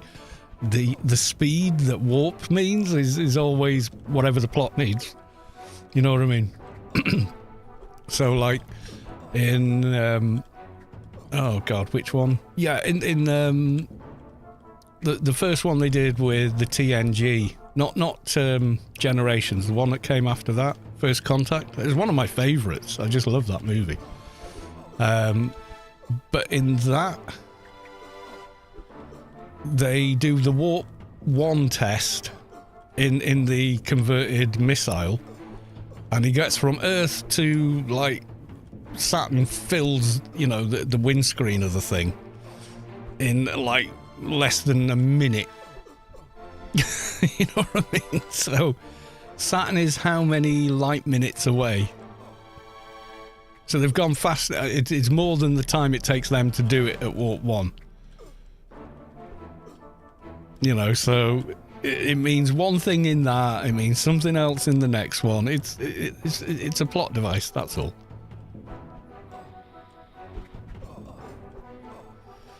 I mean, the early thing with, you know, the transporters and transporting down to planets was to save money on showing a ship landing on a planet. That's a lot of money in special effects back then, because they didn't have CGI. It had to be models and miniatures and slow-mo and, you know, and all that kind of stuff. Yeah. So the plot point isn't, oh, we spent 6 months, so here's a show about people spending 6 months getting to the outer solar system, which would be a very different animal to a Star Trek episode, you know.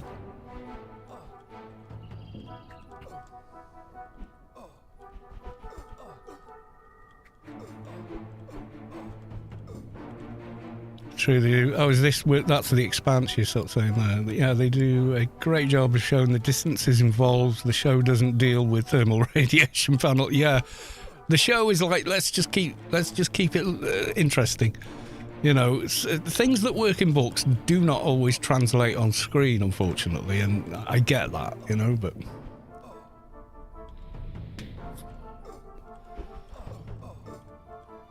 Yeah, that's it. Yeah, transporters exist. And, like, in one episode of, oh, God. Yeah, one episode of TNG, they invent immortality with transporters.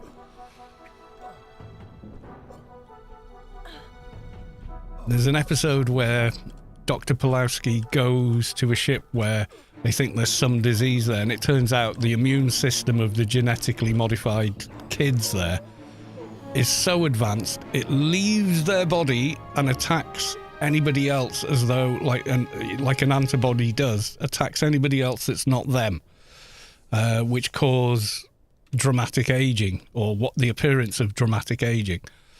And they saved Dr. Polanski because they've got her pattern stored in the computer from when she beamed over there, before she started to become affected by the these super antibodies. So when they beam her back, she's young again. But she has all the knowledge and memory of everything that's transpired in the intervening time. So they just invented immortality doing that. You know, so when you're 25, you get scanned. And then when, you know, you get to your 40s and 50s and you hurt your back, you're coughing or something, you know, you jump in the transporter and you're back to being 25 again. And it never impacted, and it was never spoke about again in the entirety of the show. There was another episode where it turned out warp drive was affecting subspace and making it unstable, so they had to suddenly slow down all these starships in the Federation, so the Earth and, you know, every other, you know, the Vulcans, every culture with warp drive had to then slow down. So it was like, okay. Fine. But then they never speak about it again, you know.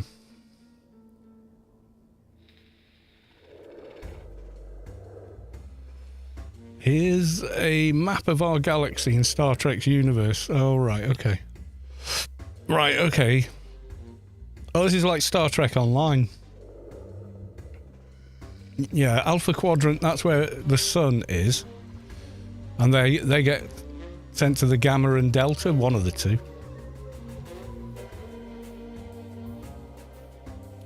Yeah, Dominion Kazon, Delta Quadrant, yeah.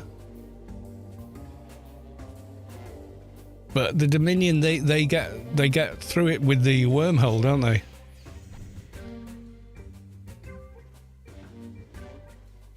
Yeah, there's a similar map to this in Star Trek Online. It's quite cool.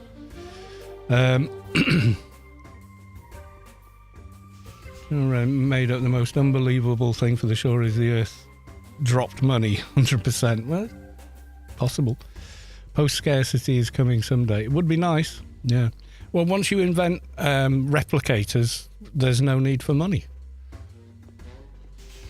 But you know what would actually happen is one big corporation would own the rights to replicators and we'd have to pay them money to use them, you know.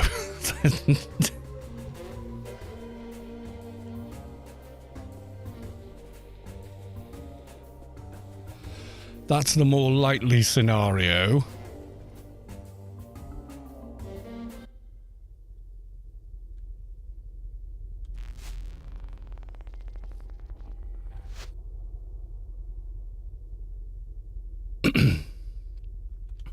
Lower Decks has some good episodes where they go to a planet that's been kind of liberated by the crew of a, you know, previous, like Picard or someone. Like, in fact, they revisit. Do you remember there was an episode where one planet was selling a cure, inverted commas, for a disease on its that was happening on its neighbouring planet, but it turned out what they were selling was actually a narcotic with horrible withdrawal symptoms, and the people on the other planet thought they were getting a cure, and originally it did cure the disease, but the reason they were still sick and felt better when they took the medicine was that it was in fact addictive. And Picard makes the decision not to help them get in the medication, saying, you will thank me long term. So yeah, they get past the withdrawal and realise they're not ill anymore. And then all of a sudden, you know, so in Lower Decks, they go and revisit that planet. And yeah, that's a good episode. Lower Decks, I know it's a cartoon and some people are like, oh, I don't watch cartoons. What am I, 12? No, Lower Decks, man. Lower Decks is great. It's so good. There's a great crossover episode between Lower Decks and The Next Generation. I love The Next Generation with Pike and everybody. Oh, so good. So yeah, they do a good crossover with that one. But Lower Decks, man, is super cool. It's so well done. It's like Family Guy meets TNG, but like in the best possible way, you know. Doesn't go as far as Family Guy does with a lot of the jokes, but, you know. June makes me miss it. Yeah, it's the deserts, isn't it? I think.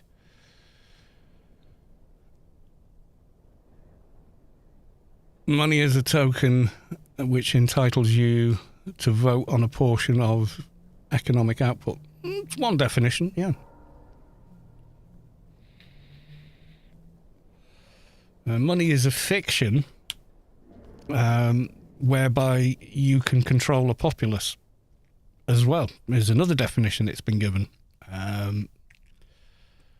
We've had money in societies for a very, very long time, though. Very, very long time. It's about damage control. Yeah, kind of. But yeah, if we suddenly had replicator, like if a TNG era starship turned up here from a race of people that have 2 arms, 2 legs, and a face, all of which very unlikely. And they said, "Oh, you know, the Earth is a wonderful place. Stop digging stop killing the life on it. Here, have replicator technology." The effect that would have, it's like in a TNG episode. Oh, you know, they give up money and everyone suddenly gets along with everybody else, etc., because there's no more want. Yeah, so. Yeah, but there's a lot of other things that could happen as well, you know, because the people have been in control with all the money for generations and generations ain't going to be happy about that, you know. So what if we don't want a replicator? Well, if it's TNG, we don't get one. We say no thanks to it, and they go, okay, respect your wishes, we're gone. You know how to reach us if you need us, you know. A lot of people will be massively distrustful of it, and superstitions around it would come out, because, like he says in Men in Black, a person is smart, people skittish, childish, and emotional. You know, it's right. A crowd has the mentality of a 4-year-old or something versus an individual. How a crowd responds is not the same as how a person, singular, responds.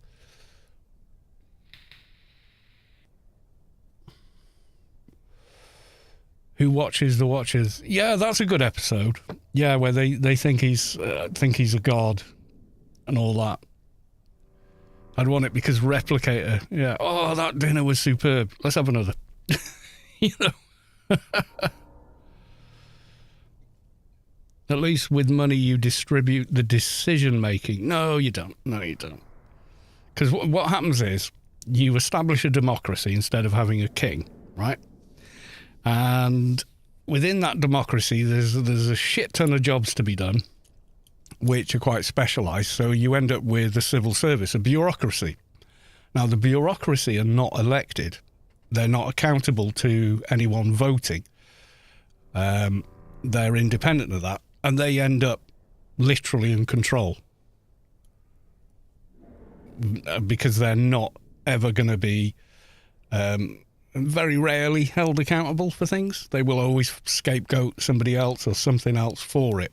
So they're kind of like, they're referenced mostly with the likes of the Ben Jesuit. In the Dune books and stuff, they're very similar to that. They're the power behind the power, you know?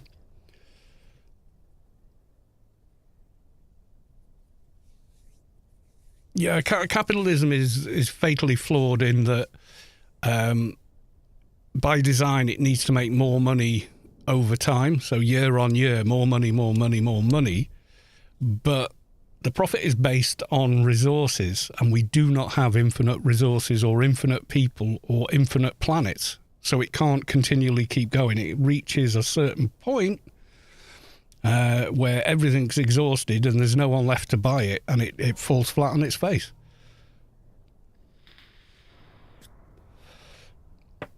So in a, you know, you take out a cross section of it, you know, between 1900 and the year 2000, it's done incredibly well. But the first half of this century, the cracks are showing. So yeah. Right, I'm going to go make a cup of tea. I shall be back in about 4 minutes. Twitch, I'll leave you with the intermission screen. I think I can do intermission on the YouTube as well. There we go. Right, I'll be back.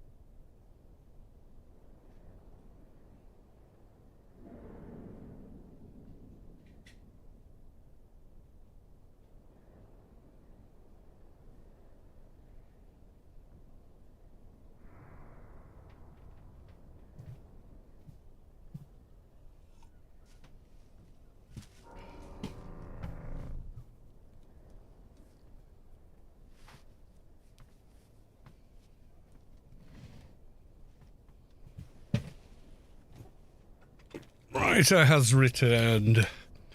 Go back to the live screen for everyone.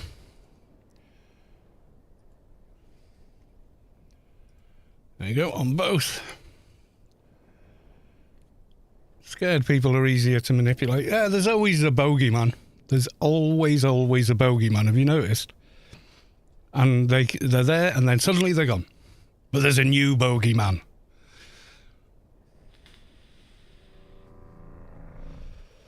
Go back 10 years and look at the headlines from 10 years ago versus now.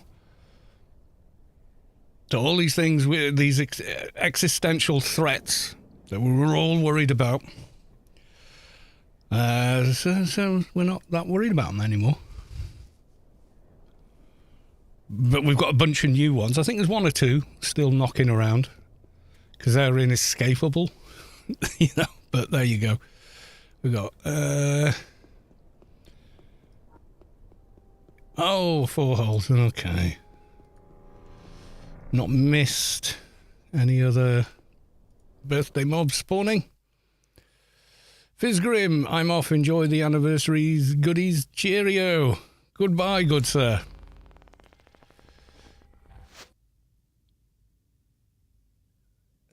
Yeah, that's it, yeah.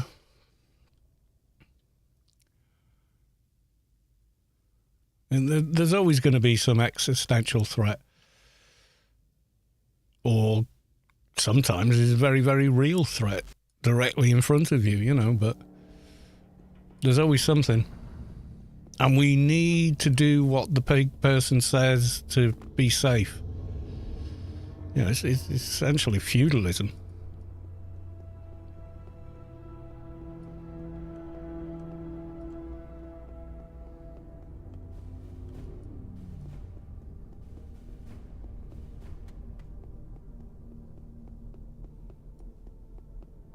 Well, then, in hyperbole, the world will carry on. Mankind might be wiped out, as we know it. The world will carry on, though. And you see all the changes as soon as the planes stopped flying over COVID. The tourists stopped dropping crap in the water in Venice. Suddenly there was salmon swimming up it or whatever, you know.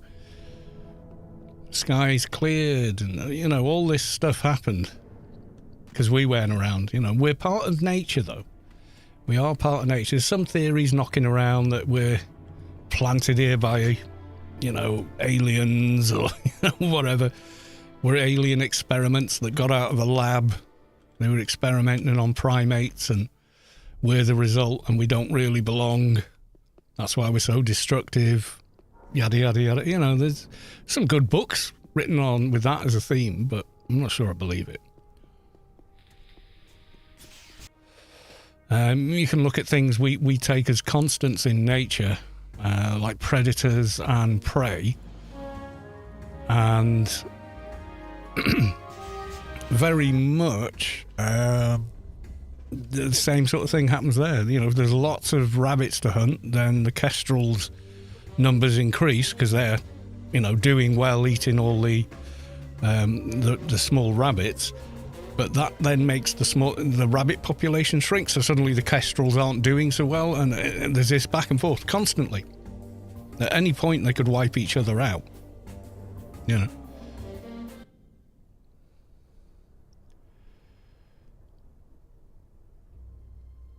Landing highways around the place, since they can tax you, sell you a product, yeah. They always explode, by the way. What? Yes and no, that's a somewhat unipolar way of looking at it. Streaming services growing is largely compensated by movies and TV sales shrinking plus additional engagement. What? People's video killed the radio star, sir. Video killed the radio star. Yeah, when the new shiny comes out, it invariably does better because it's the new shiny. That's why Hollywood's doing all this IMAX and, you know, kept trying 3D for about 15 years, but people just aren't arsed about 3D. Even when it works quite well. Cinema is a certain thing, the low frame rate, which was used to save on film, essentially. Also gives a dreamlike quality to what you're seeing on screen.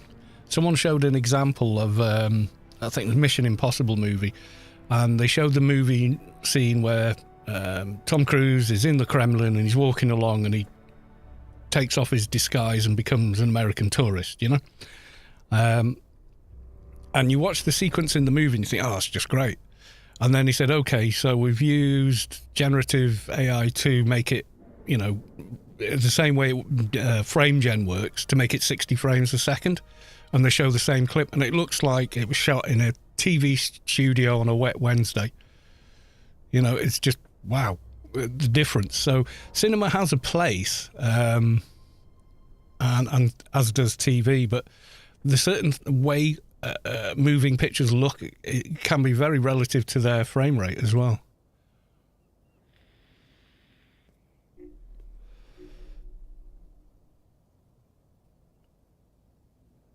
Family has a 3D TV. Yeah, I watched the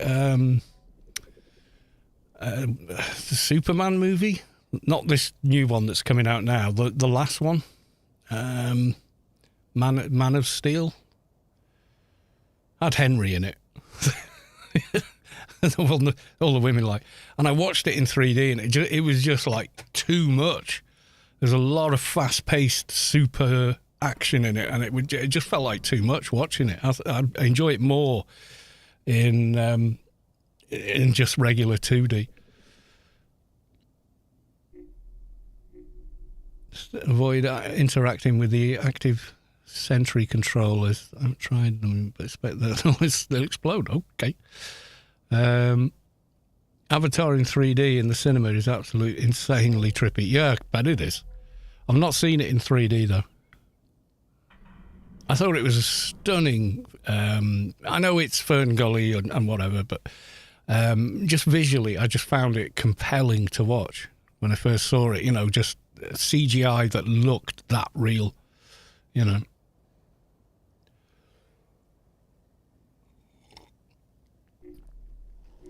And such a beautiful and fantastical world. The Avatar Frontiers of Pandora game looks amazing.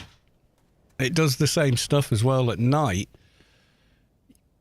Yeah, it's dark, but you can see everything. You know, that photoluminescence is everywhere. And it looks fucking amazing on screen.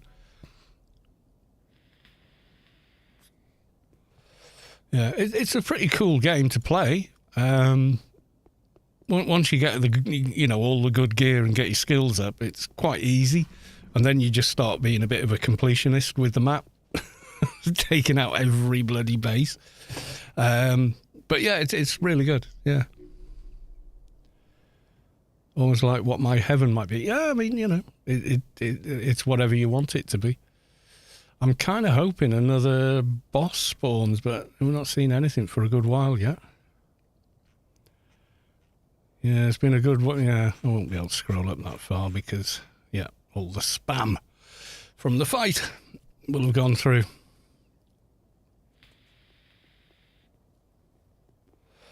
Right, so has everyone that wanted to enter for the grace code, have they entered? If you're on YouTube, just nip over to Twitch to enter if you wish. That's perfectly fine. The locker people, yeah. There's a good Love, Death, Robots with fridge people in it.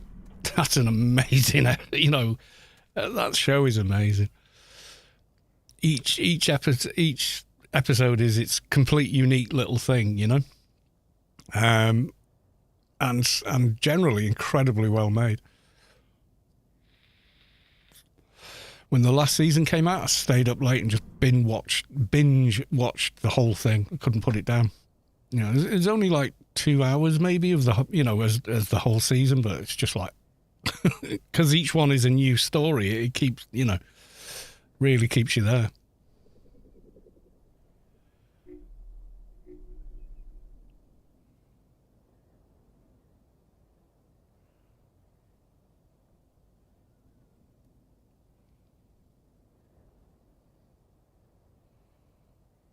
What's that about?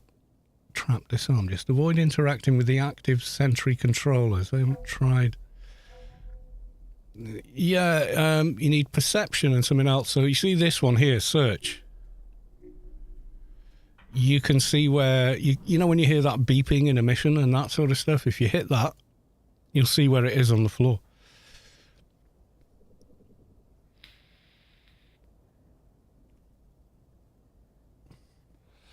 Fuji Tora, welcome to the stream. I'm about to wrap it up, I'm afraid. Yeah, this was the anniversary celebration. We saw a couple of world bosses, which was cool. We got a little bit of loot. Got a Gamma Reaper, which is a hell of a good SMG weapon, which I got on my MA, which is not ideal. But there you go. Them's the breaks. And also, strangely, this. That was from Lauren Ward, just from going into the chest. But I can imagine that being quite useful for Froob. Got healing efficiency and stuff on it. And then Matamet, Biomet. So for Doctor and Advi, that'd be very useful. What's MA healing? Is it the same skills again? No, it's different. It's Biomet and Sense Imp, isn't it? Yeah, Advi, it's Matamet and Biomet, and I think it is on Doctor as well. Have I not? Oh, I've done, yeah, I've just not done nano skills on the last level. I think my buffs have started running out. My self buffs.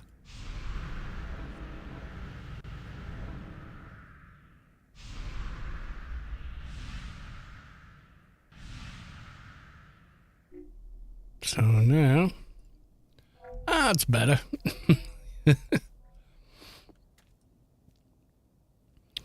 Right, is that everyone?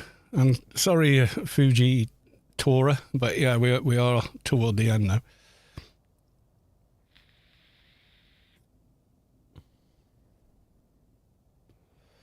Something I don't understand on the YouTube chat is what are all these? What the crown and the number? What is it? I don't know what that is. Top fans. Oh, right. Okay. Is that what that is? Stuart Hall is #1 fan. Apparently. Okay. Oh, dear. Yeah. I don't know what that's about. I really don't. Anyway. Right, we're going to do the giveaway over on Twitch. So good luck, everyone.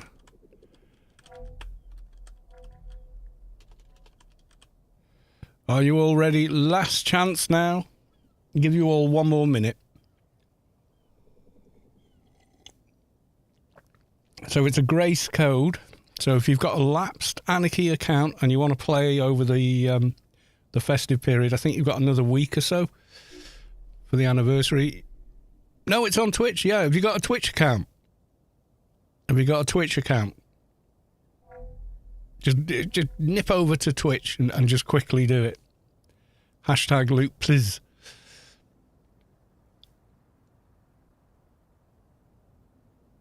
They said they may extend it due to the boss issue. We'll see. Yeah, I don't know if they will or they won't, but yeah.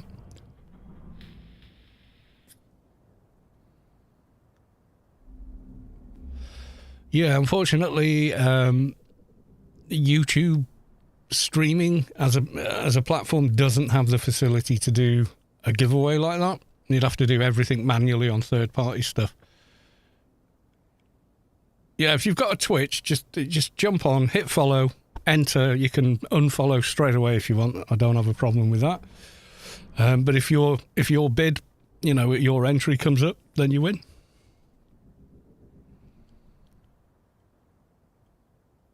Super chats increase your... Yeah, that's it. It's good they implemented that without actually telling people on the platform. Who was that? That was... you. Oh, come. That was somebody following. I missed it. Was that you dashing over to Twitch? Loot, please. There you go. Unlimit G. There you go. Was that you? YouTube is about to get eaten, I think. It was in 2007 by Google. And about Google, Google might sell it, but I doubt it. I really doubt it. I think they make a lot of money from it. I don't think they're going to get rid of it. So anyway, you never know.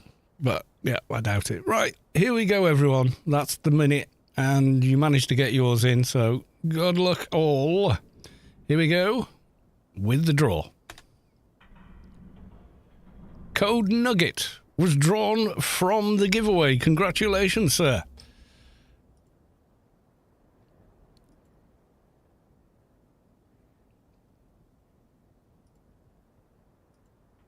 Was that your phone I just heard? Yeah, I got an email or something. It pinged me. Right, okay. Let me DM you on the Twitch.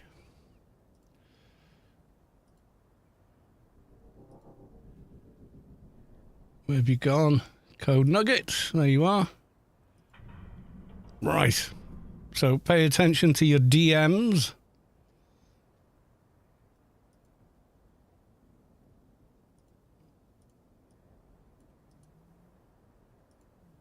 Let me just double check that's correct.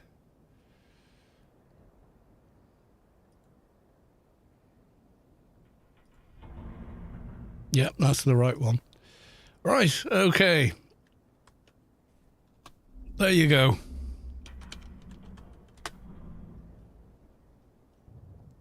You has won the grace. There's the code. So if you input the code at GMI, if you want to use it that way.